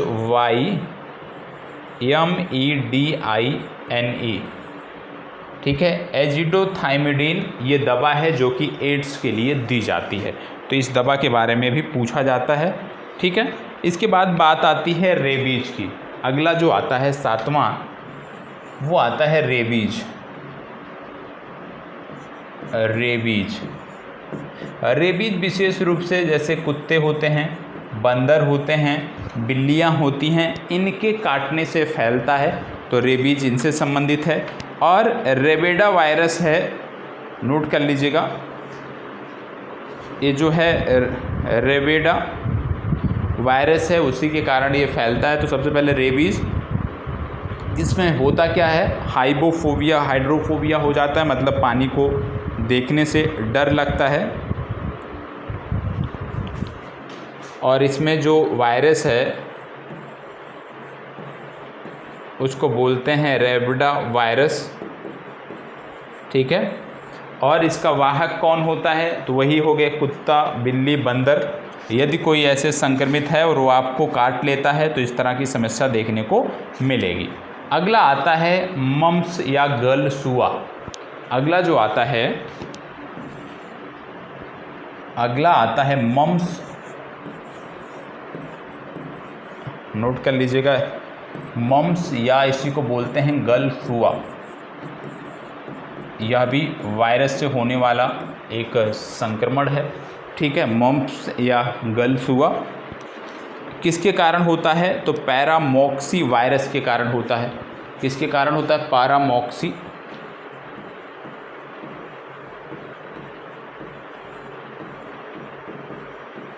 ठीक है, पैरामॉक्सी वायरस के कारण ये होता है, ये आपको पता होना चाहिए। वाहक कौन होता है इसका, हवा हो गया, जल हो गया, मृदा हो गया, ये सब इसके वाहक होते हैं। लक्षण क्या होता है, लक्षण इसमें ये है कि ये लार ग्रंथियों को प्रभावित करता है। आपकी जो आवाज़ है वो बैठ जाती है, जो जबड़ा है वो कठोर हो जाता है, और लार ग्रंथियाँ प्रभावित होती हैं तो निश्चित तौर पे जो आपका पाचन तंत्र है वह भी प्रभावित होता है, ठीक है। इसके बाद बात आती है इबोला की। इसके बाद बात आती है इबोला की। इबोला की जब हम बात करते हैं तो याद रखिएगा, इबोला जो फैलता है ये इबोला वायरस के कारण ही फैलता है। इबोला वायरस, इबोला वायरस के कारण ही ये फैलता है, ये आपको होना चाहिए। वाहक इसका कौन सा होता है, चमगादड़। इसका वाहक क्या है, इसके वाहक हैं चमगादड़, ये आपको पता होना चाहिए। लक्षण इसमें क्या होता है, इसमें डायरिया हो जाता है व्यक्ति को, एनीमिया हो सकता है व्यक्ति को, तो ये सभी समस्या हो जाती हैं और धीरे धीरे व्यक्ति की मृत्यु हो जाती है, क्योंकि इसमें तंत्रिका तंत्र भी पूरी तरह से प्रभावित होता है। तो तंत्रिका तंत्र भी इसमें प्रभावित होता है, तो इबोला वायरस इसका जिम्मेदार है। इबोला के बाद अगला आपका आता है निपाह। निपाह भी बहुत चला था, तो अगला आपका आ गया कौन सा वायरस, ये कौन से क्रम का था, 9वां। अगला 10वां आपका आ गया निपाह। निपाह, और निपाह की जब हम बात करते हैं तो निपाह, इसके वायरस का क्या नाम है, इसके वायरस का नाम है Nipah virus. Nipah virus, virus का नाम क्या हो गया, निपाह वायरस। और इसमें आपको बता दें, इसको बोला जाता है जूनोटिक डिजीज़। क्या बोला जाता है इसको, zoonotic disease.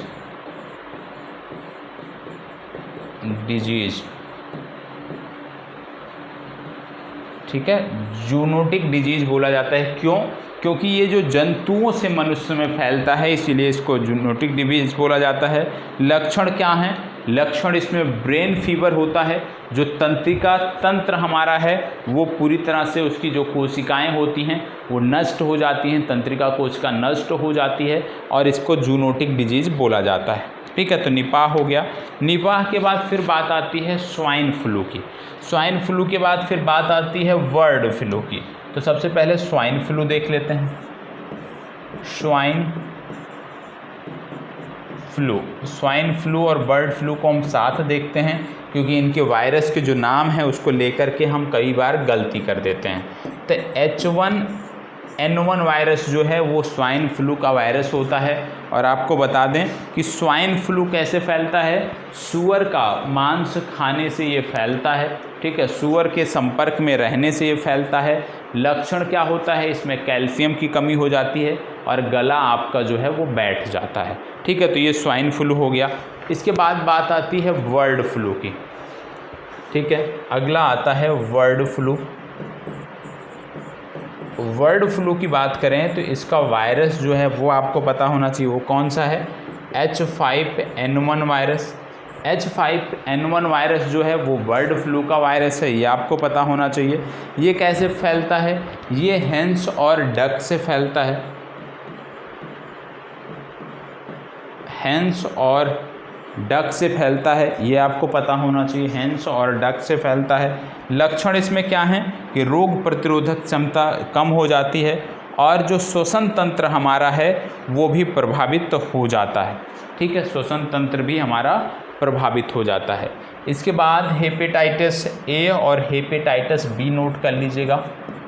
Hepatitis A, hepatitis B, hepatitis A और हेपेटाइटिस बी के बारे में नोट कर लीजिएगा कि हेपेटाइटिस ए और बी जो हैं ये भी वायरस से फैलने वाले ही रोग हैं। हेपेटाइटिस ए की बात करें, इसको बोलते हैं एलो जॉइंडिस। क्या बोलते हैं, एलो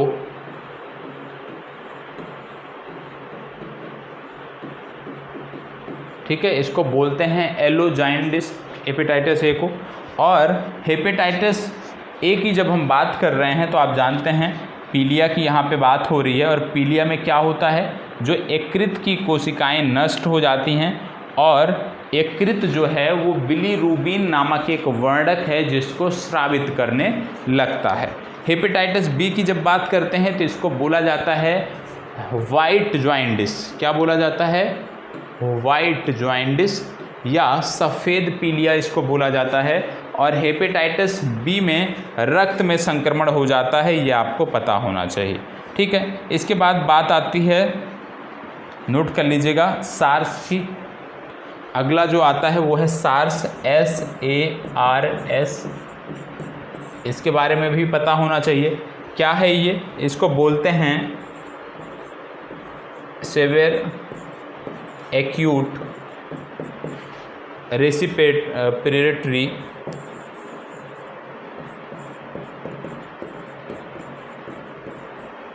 सिंड्रोम। मतलब यहाँ पे जो सेर्प्स का मतलब क्या होता है, ग्रुप ऑफ वायरस। क्या बोलते हैं इसको, ग्रुप ऑफ वायरस। पहला केस कहाँ पे मिला था, 2002 में चाइना में देखने को मिला था। फैलने का माध्यम क्या है, लार से, छींक से और हाथ मिलाने से ये फैलता है। 2002 में चाइना में पहला मामला आया था। लक्षण क्या है, हाई फीवर हो जाता है, कोल्ड और कफ हो जाता है, सांस लेने में आपको समस्या देखने को मिलती है। एक चीज़ याद रखिएगा कि चाहे वो सार्स की बात कर लें, चाहे हम MERS बोलते हैं, मर्स बोलते हैं, उसकी बात कर लें, या कोविड-19 की बात कर लें, ये तीनों के तीनों जो हैं ये कोरोना वायरस से फैलने वाले रोग हैं, ये आपको पता होना चाहिए। इन सब को लेकर के जब हम बात करते हैं तो हम कोरोना वायरस की बात करते हैं। अगला आपको देखने को मिलता है मीसल्स या खसरा, ठीक है। अगला जो देखने को मिलता है वो है मीसल्स या खसरा,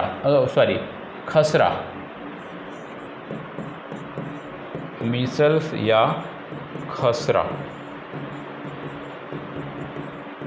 ठीक है। मीसल्स या खसरा की बात हो रही है। मीसल्स या खसरा की जब हम बात करते हैं तो आपको पता होना चाहिए पैरामिक्सो वायरस के कारण ये फैलता है। किसके कारण,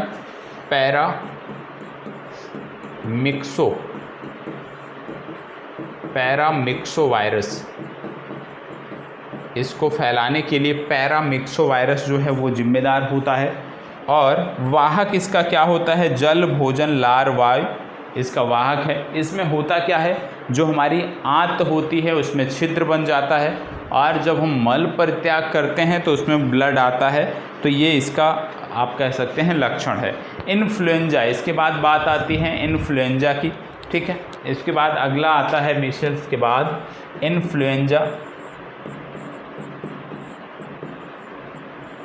इन्फ्लुएंजा अगला जो आता है वो है इन्फ्लुएंजा। इन्फ्लुएंजा की जब हम बात करते हैं तो यह भी वायरस से होने वाला रोग है।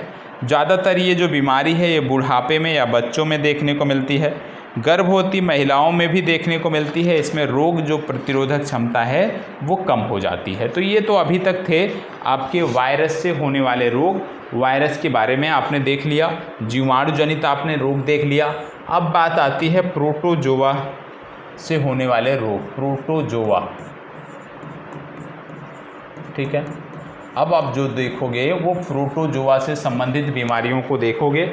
और आपको बता दें एक चीज़ और याद रखिएगा, नोट कर लीजिएगा कहीं पे, कि जैसे हम एंटीबायोटिक देते हैं, ठीक है, हम एंटीबायोटिक देते हैं तो एंटीबायोटिक कहाँ पे काम करेगा, कहाँ पे काम करेगा, नोट कर लीजिएगा कि जीवाणु, प्रोटोजोआ व कवक से फैलने वाले रोगों के लिए ही एंटीबायोटिक काम करता है। जीवाणु, कवक और प्रोटोजोआ से फैलने वाले रोगों के लिए ही एंटीबायोटिक काम करता है। ये चीज़ आपको पता होना चाहिए, ठीक है। अब प्रोटोजोआ से होने वाले रोग में जैसे मलेरिया,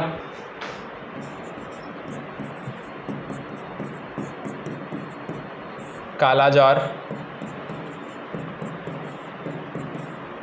मलेरिया हो गया, कालाजार हो गया, पायरिया हो गया, पायरिया के बाद हो गया एक होता है सोने की बीमारी। इसके बारे में अभी हमने बताया है, जब जंतु जगत हम पढ़ रहे थे तब हमने इसकी चर्चा किया था, सोने की बीमारी। और फिर आता है अमीबियासिस, अमीबियासिस, ठीक है। तो ये सभी के सभी आपको पता होना चाहिए, ठीक है। इसके बारे में हमने पूर्व में बात किया है, इसलिए अभी हम बात नहीं कर रहे हैं, इसी सेशन में हमने बात किया है, ठीक है। अब हम बात करते हैं कवक जनित रोगों के बारे में। तो प्रोटोजोआ से संबंधित रोगों के बारे में अभी हम जब जंतु समूह देख रहे थे वहाँ पे हमने बात किया था। अब हम बात करते हैं कवक जनित रोग, कवक जनित रोग, कवक जनित रोग के बारे में हम बात करने वाले हैं। कवक जनित रोग के बारे में जब हम बात करते हैं तो जैसे दाद, ठीक है, दाद, खाज, गंजापन, दाद, खाज, गंजापन और एथलीट फुट, ये जो बीमारियां हैं ये कवक जनित बीमारियां हैं। अब जैसे दाद की यदि मैं बात करूं, इसको रिंग वार्म भी बोलते हैं। तो इसमें नोट कर लीजिएगा, इसके लिए जो फंगस होता है, फंगस के नाम आपको नोट कर लेने हैं। इस फंगस के नाम, कि दाद जो फैलता है किस फंगस के कारण फैलता है, तो इसका नाम नोट कर लीजिएगा, इसका पूरा नाम नोट कर लीजिए। 3 इसमें फंगस आपको नोट करने हैं। पहला है ट्रिकोफाइटोन, ट्रिकोफाइटोन। दूसरा है माइकोस्पोरम, और तीसरा है एपिडर्माटोफाइटोम, ठीक है। ये 3 के 3 जो हैं ये किसके लिए जिम्मेदार हैं, ये दाद के लिए जिम्मेदार हैं। तीनों का नाम पता होना चाहिए। ट्रिकोफाइटोम पहला हो गया, दूसरा आपका हो गया माइकोस्पोरम, और तीसरा हो गया एपिडर्माटोफाइटोम। ये तीनों के तीनों जो फंगस हैं ये दाद के लिए जिम्मेदार हैं, ठीक है। इसी के बाद खाज की बात आती है। खाज पे क्या होता है, त्वचा में खुजली आपको देखने को मिलती है, और इसके लिए जो जिम्मेदार है उसका नाम है एस्परगिलस।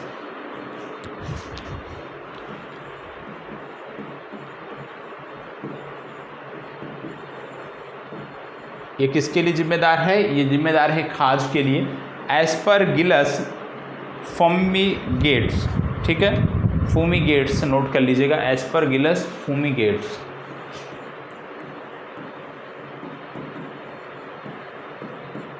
ये किसके लिए जिम्मेदार है? ये खाज के लिए जिम्मेदार है। दांत के लिए जितने कवक जिम्मेदार थे वो बता दिया, ये खाज के लिए जिम्मेदार है। इसके बाद बात आती है गंजापन। गंजापन के लिए कौन जिम्मेदार है? नोट कर लीजिएगा, डैंड्रफ फंगी, इसका नाम है डैंड्रफ फंगी। और कवक का जो नाम है उसको बोलते हैं टीनिया, टीनिया कैपाटिस। क्या बोलते हैं? टीनिया कैपाटिस। ठीक है, टीनिया कैपाटिस किसके लिए जिम्मेदार है? गंजापन के लिए जिम्मेदार है। एथलीट फुट, एथलीट फुट के लिए कौन सा जिम्मेदार है? नोट कर लीजिएगा, एथलीट फुट के लिए कौन सा जिम्मेदार है?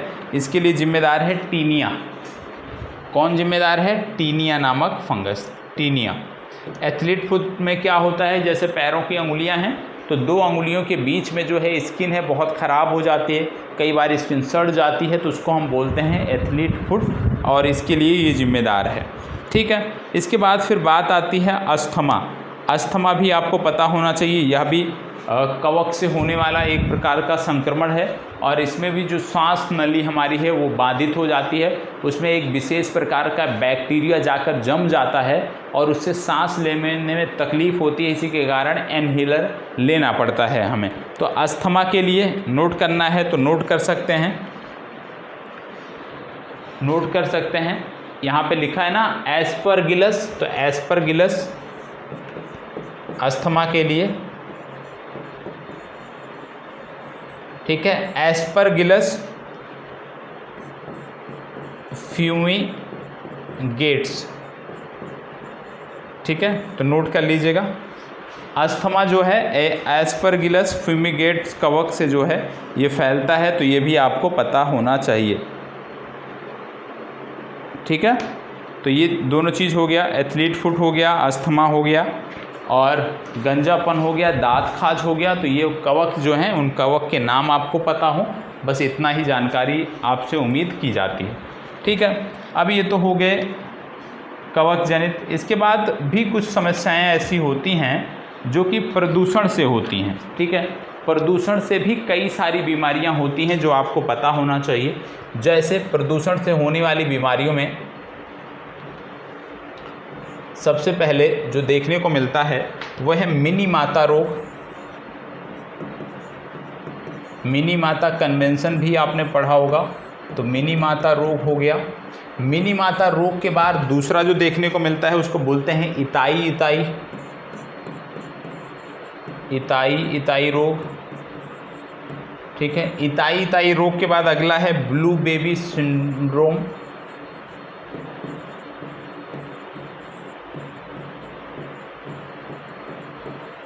Blue baby syndrome. Blue baby syndrome के बाद अगला है विल्सन डिजीज। विल्सन डिजीज के बाद अगला है ब्लैक फुट डिजीज। ये क्या हैं? ये जो बीमारियां हैं ये प्रदूषण से होने वाली बीमारियां हैं, प्रदूषण जनित बीमारियां हैं। जैसे मिनी माता की जब हम बात करते हैं तो ये जो फैलता है ये मरकरी की अधिकता के कारण फैलता है। शरीर में मरकरी की अधिकता हो जाए तो आपको मिनी माता रोग हो सकता है। इताई इताई की जब हम बात करते हैं तो इताई इताई रोग कैडमियम की अधिकता के कारण होता है। किसके कारण? कैडमियम, कैडमियम की अधिकता के कारण ये होता है। ब्लू बेबी सिंड्रोम की यदि हम बात करें तो इसमें नोट कर सकते हैं नाइट्रेट, और इसमें नोट कर लीजिए नाइट्रेट या मेथामोग्लोबिन की अधिकता के कारण।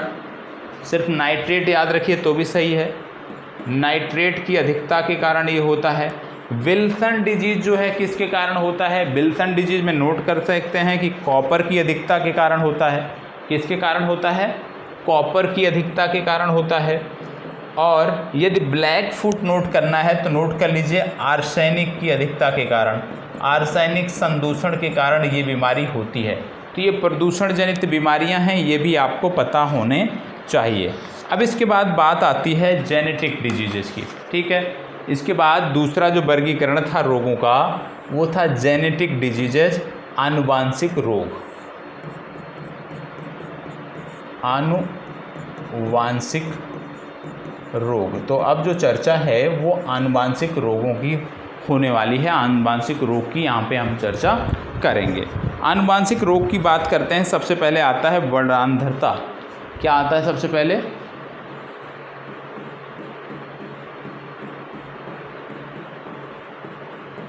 वर्णांधता एक आनुवांशिक रोग है। वर्णांधता के बारे में जब हम बात करते हैं, इसको बोलते हैं कलर ब्लाइंडनेस। तो ये नर में ज़्यादा होता है, मादा में कम देखने को मिलता है।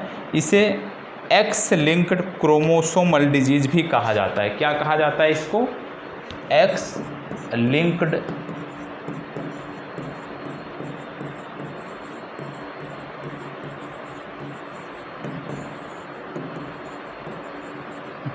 एक्स लिंक क्रोमोसोमल डिजीज भी इसको कहा जाता है, कलर ब्लाइंडनेस को। ठीक है। और इसमें क्या होता है, आँखों के कोन सेल में समस्या के कारण ये उत्पन्न होता है। और इसमें जो व्यक्ति प्रभावित होता है वो लाल और हरे रंग में अंतर नहीं कर पाता है। इससे जो व्यक्ति प्रभावित होता है वो लाल और हरे रंग में अंतर नहीं कर पाता है। और इसके लिए एक टेस्ट होता है जिसको बोलते हैं इशिहारा। क्या बोलते हैं?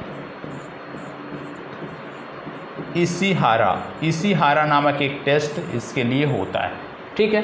तो ये हो गई वर्णांधता के बारे में जो जानकारी आपको होनी चाहिए। वर्णांधता के बाद दूसरा जो है वो हम बात करते हैं हीमोफीलिया। पहला हो गया वर्णांधता, दूसरा हो गया हीमोफीलिया। यह भी एक आनुवांशिक रोग है। हीमोफीलिया भी एक आनुवांशिक रोग है। ठीक है। हीमोफीलिया भी एक आनुवांशिक रोग है। और हीमोफीलिया को रॉयल डिजीज भी कहा जाता है। क्या कहा जाता है इसको?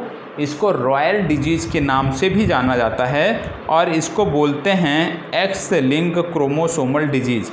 ठीक है। जैसे पहले को था उसको भी यही बोलते थे एक्स लिंक क्रोमोसोमल डिजीज, और इसको भी बोलते हैं एक्स लिंक क्रोमोसोमल डिजीज। ये आपको पता होना चाहिए। इस रोग की वाहक जो हैं वो बोला जाता है स्त्रियां हैं, और इसमें रक्त का जो थक्का है वो नहीं जमता है, विटामिन के की कमी हो जाती है, प्लेटलेट्स बहुत कम बनता है। ठीक है। इसके बाद अगला आता है डाउन सिंड्रोम। तीसरा जो आता है वह है डाउन सिंड्रोम। डाउन सिंड्रोम में तीसरा आता है। डाउन सिंड्रोम की जब हम बात करते हैं तो स्वस्थ व्यक्ति की कोशिका में 23 जोड़े गुणसूत्र होते हैं। आप जानते हैं जो कोई स्वस्थ व्यक्ति होता है वहाँ पे 23 जोड़ी गुणसूत्र आपको देखने को मिलते हैं। लेकिन जो व्यक्ति डाउन सिंड्रोम से प्रभावित होता है वहाँ पे 21वीं जोड़ी गुणसूत्र 2 के बजाय 3 हो जाता है। तो इसमें क्या होता है, जो 21वीं जोड़ी होगा वहाँ पे 2 के बजाय ये 3 हो जाता है। और इससे जो कुल गुणसूत्रों की संख्या है वो 47 हो जाती है। ठीक है। इससे कुल गुणसूत्रों की जो संख्या है वो 47 हो जाती है। इसमें चेहरा चपटा, आँखें, मतलब एक प्रकार से जैसे मंगोलियाई लोग होते हैं ना, कि उस प्रकार से चेहरा इसमें आपको देखने को मिलता है। तो इसमें सिर्फ इतना याद रखिएगा, डाउन सिंड्रोम में 21वीं जोड़ी जो गुणसूत्र होती है, गुणसूत्र होता है वो प्रभावित होता है, वो 2 के स्थान पे 3 हो जाता है, जिसके कारण मनुष्य के जो कुल गुणसूत्रों की संख्या होती है वो 47 हो जाता है। ठीक है। इसके बाद अगला, ये तो हो गया डाउन सिंड्रोम। अगला आपका आता है टर्नर सिंड्रोम। कौन सा आता है?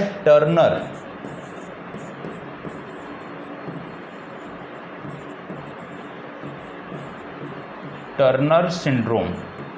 ठीक है। टर्नर सिंड्रोम अगला देखने को मिलता है। टर्नर सिंड्रोम की यदि हम बात करें तो फीमेल के एलोसोम में डिसऑर्डर हो जाता है। टर्नर सिंड्रोम में क्या होता है कि जो फीमेल होती हैं उनके एलोसोम में डिसऑर्डर हो जाता है। ठीक है। एलोसोम में डिसऑर्डर हो जाता है।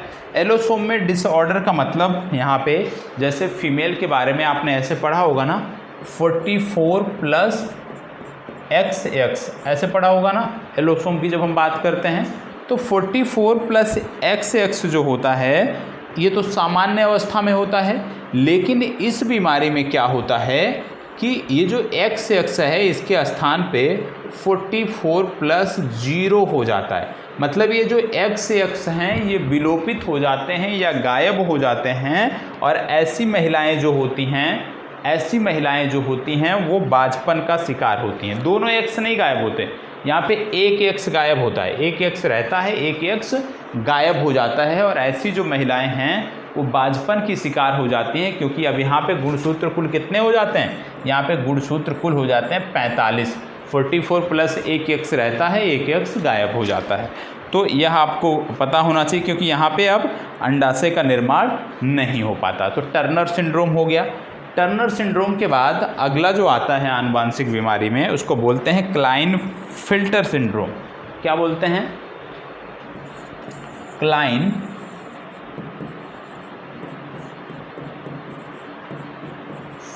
सिंड्रोम।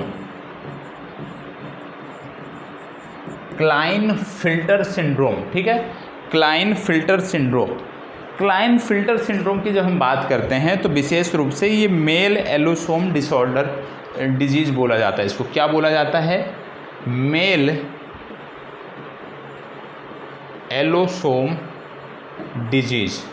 मेल एलोसोम डिजीज बोला जाता है। मतलब 44 प्लस XY सामान्य अवस्था में आप देखते हो, 44 प्लस XY सामान्य अवस्था में देखते हो, लेकिन यहाँ पे क्या हो जाता है कि जो X व Y हैं इसमें आपको देखने को मिलता है इस एलोसोम में कि X और Y अतिरिक्त जुड़ जाता है, जिससे इनकी संख्या 47 हो जाती है। मतलब 44 प्लस XY में या तो यहाँ पे X जुड़ जाएगा या तो Y जुड़ जाता है, जिससे यहाँ पे ये संख्या हो जाती है 47। और ऐसी स्थिति में जो व्यक्ति होता है उसको बोलते हैं ट्रांसजेंडर। ध्यान रखिएगा, ऐसा जो मेल पर्सन होता है उसको बोलते हैं ट्रांसजेंडर, या उसको दूसरे शब्दों में नपुंसक बोलते हैं। ये आपको पता होना चाहिए, ठीक है।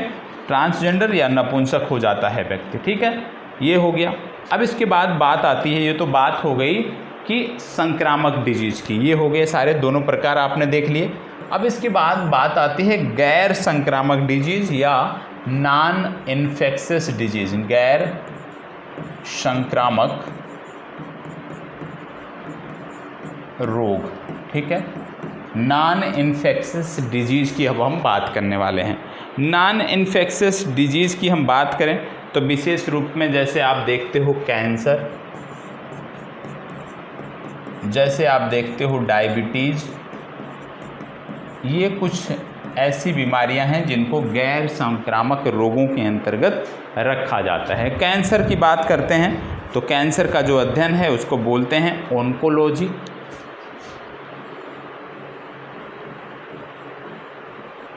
ठीक है, ऑन्कोलॉजी किसको बोलते हैं? कैंसर के अध्ययन को बोलते हैं ऑन्कोलॉजी। और कैंसर में होता क्या है? कैंसर में अनियंत्रित कोशिका विभाजन होता है, और अनियंत्रित कोशिका विभाजन यदि है तो उसको कैंसर कहा जाएगा। कैंसर जिस जीन के कारण फैलता है उसको बोलते हैं ओन्कोजीन। ओन्कोजीन, कैंसर जिस जीन के कारण फैलता है उसको बोलते हैं ओन्कोजीन। ये आपको पता होना चाहिए। कैंसर सेल को ट्यूमर के नाम से भी जाना जाता है, और ये दो प्रकार के होते हैं। कैंसर सेल को हम ट्यूमर के नाम से भी जानते हैं, और ये दो प्रकार के होते हैं। कौन कौन से दो प्रकार हैं? पहला है मैलिग्नेंट,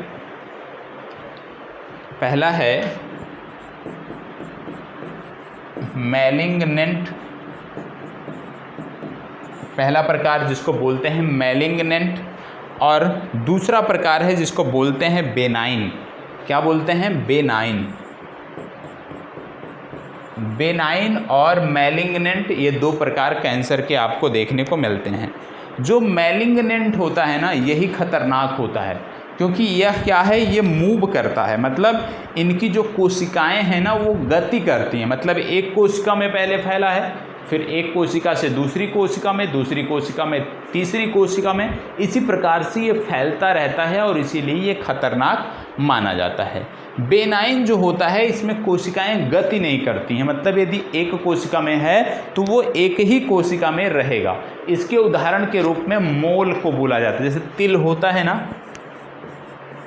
तिल होता है ना, तिल एक आप कह सकते हो कैंसर का ही एक रूप है, लेकिन ये जो बेनाइन प्रकार का होता है इसलिए हानिकारक नहीं होता है। बहुत सारे लोगों को मोल होते हैं, लेकिन आप देखते हैं कि ऐसा नहीं है कि वो एक कोशिका से दूसरी कोशिका बढ़ता जाता है, वो रुका रहता है। तो यह भी एक इसका प्रकार है। बहुत सारे ऐसे व्यक्ति होते हैं जिनके शरीर पर बहुत सारे तिल निकल रहे होते हैं, तीव्र गति से बढ़ते हैं, तो वहाँ पे डॉक्टर सलाह देते हैं कि एक बार आप चेकअप कराइए, क्योंकि ये कैंसर भी हो सकते हैं, क्योंकि यहाँ पे कोशिका विभाजन हो रहा है, अनियंत्रित तरीके से ये बढ़ रहे हैं पूरे शरीर में, तो वहाँ पे बोला जाता है। ठीक है, अब यदि हम बात करें कैंसर के प्रकार की, तो कैंसर जो है प्रमुख रूप से, जैसे हमने देखा कि कैंसर 3 प्रकार का होता है। ठीक है, कैंसर जो है वो 3 प्रकार का होता है, जिसमें से ल्यूकीमिया आपने पढ़ा होगा एक प्रकार।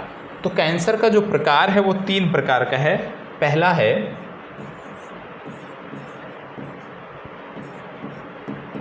कार्सिनोमा, दूसरा जो प्रकार है उसको बोलते हैं सैक्रोमा, तीसरा जो प्रकार है जो आपने पढ़ा है हमेशा उसको बोलते हैं ल्यूकीमिया। ल्यूकीमिया मतलब क्या होता है? ब्लड कैंसर होता है। ठीक है, सैक्रेमा मतलब क्या होता है? बोन मतलब हड्डियों का कैंसर। ये हड्डियों का कैंसर हो गया, ये हो गया ब्लड कैंसर हो गया। और पहला जो प्रकार है जिसको बोलते हैं कार्सिनोमा, इसको बोलते हैं उपकला ऊतक में होने वाला कैंसर। जैसे सामान्य रूप से यदि हम देखें तो यही संख्या सबसे ज़्यादा है, जैसे फेफड़े में कैंसर, यकृत में कैंसर, अग्नाशय में कैंसर, त्वचा के उपकला में कैंसर। तो ये जो है बहुत खतरनाक होता है। सामान्य तौर पे सबसे ज़्यादा जो संख्या है वो इसी की है। ठीक है, दूसरा सैक्रोमा जो हड्डियों का कैंसर, और ल्यूकीमिया मतलब ब्लड कैंसर। तो सिर्फ आपको पता होना चाहिए कि कौन सा किससे जुड़ता है, तो इससे आपको बहुत ज़्यादा परेशानी नहीं होगी। अब कैंसर फैलता कैसे है? एक तो पराबैंगनी किरणों के माध्यम से फैलता है, तंबाकू के सेवन से कैंसर होता है, आप जानते हैं हर जगह चेतावनी होती है, और पेंट जो होता है उससे भी कैंसर फैलता है।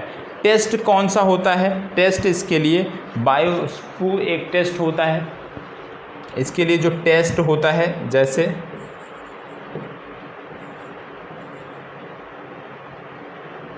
इसके लिए जो टेस्ट होता है,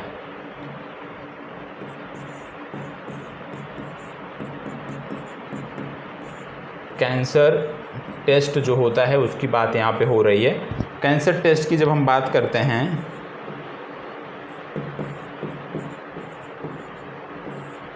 ठीक है, एक होता है MRI, CT स्कैन, ये सभी टेस्ट आपके कैंसर के होते हैं। तो बायोस्पू इसको पहला याद कर लीजिएगा, बायोस्पू, क्योंकि ये कम सुना होगा। बाकी CT स्कैन, MRI ये तो सब आप सब जानते हैं।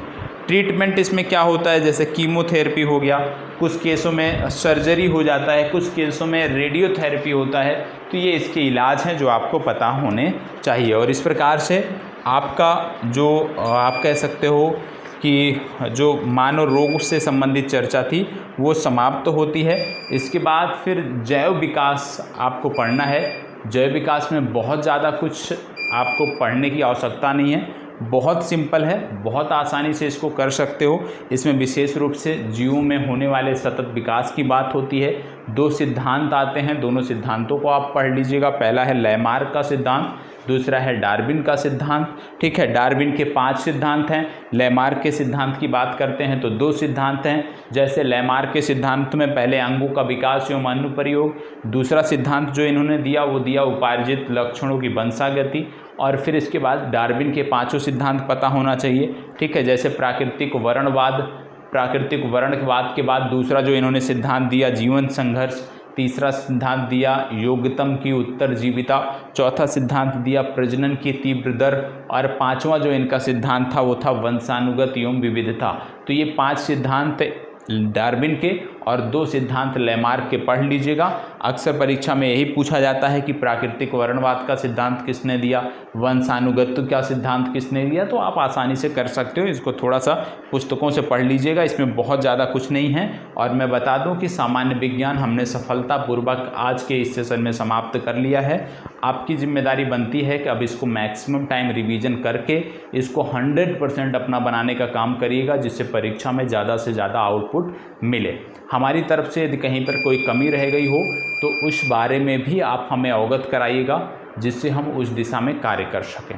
ठीक है, और यदि अच्छा लगा हो सेशन तो प्लीज़ लाइक, शेयर और कमेंट अवश्य करिएगा। सामान्य विज्ञान में जीव विज्ञान हमने समाप्त किया है, इसको लेकर के एक रिव्यू की वीडियो मैं आप सबसे अवश्य साझा करूंगा, जहां पर आप सबको अपनी प्रतिक्रिया देनी होगी कि ये सेशन कैसा रहा, इस सेशन से आपको कुछ लाभ मिला है या नहीं मिला है तो किस स्तर तक का मिला है, उन सब बारे में हम बात करेंगे। तो इस सेशन को यहीं पे समाप्त करता हूं। जैसे अभी तक आप अपना सहयोग, अपना प्यार देते आए हैं, उम्मीद करता हूं कि इसी प्रकार से लगातार बना रहेगा ये सहयोग आपका। और यदि ये सहयोग बना रहा तो निश्चित तौर पे जो हमने सोच रखा है इस परीक्षा को लेकर के हम 100% अपना देने में सफल रहेंगे। धन्यवाद, बहुत बहुत आभार।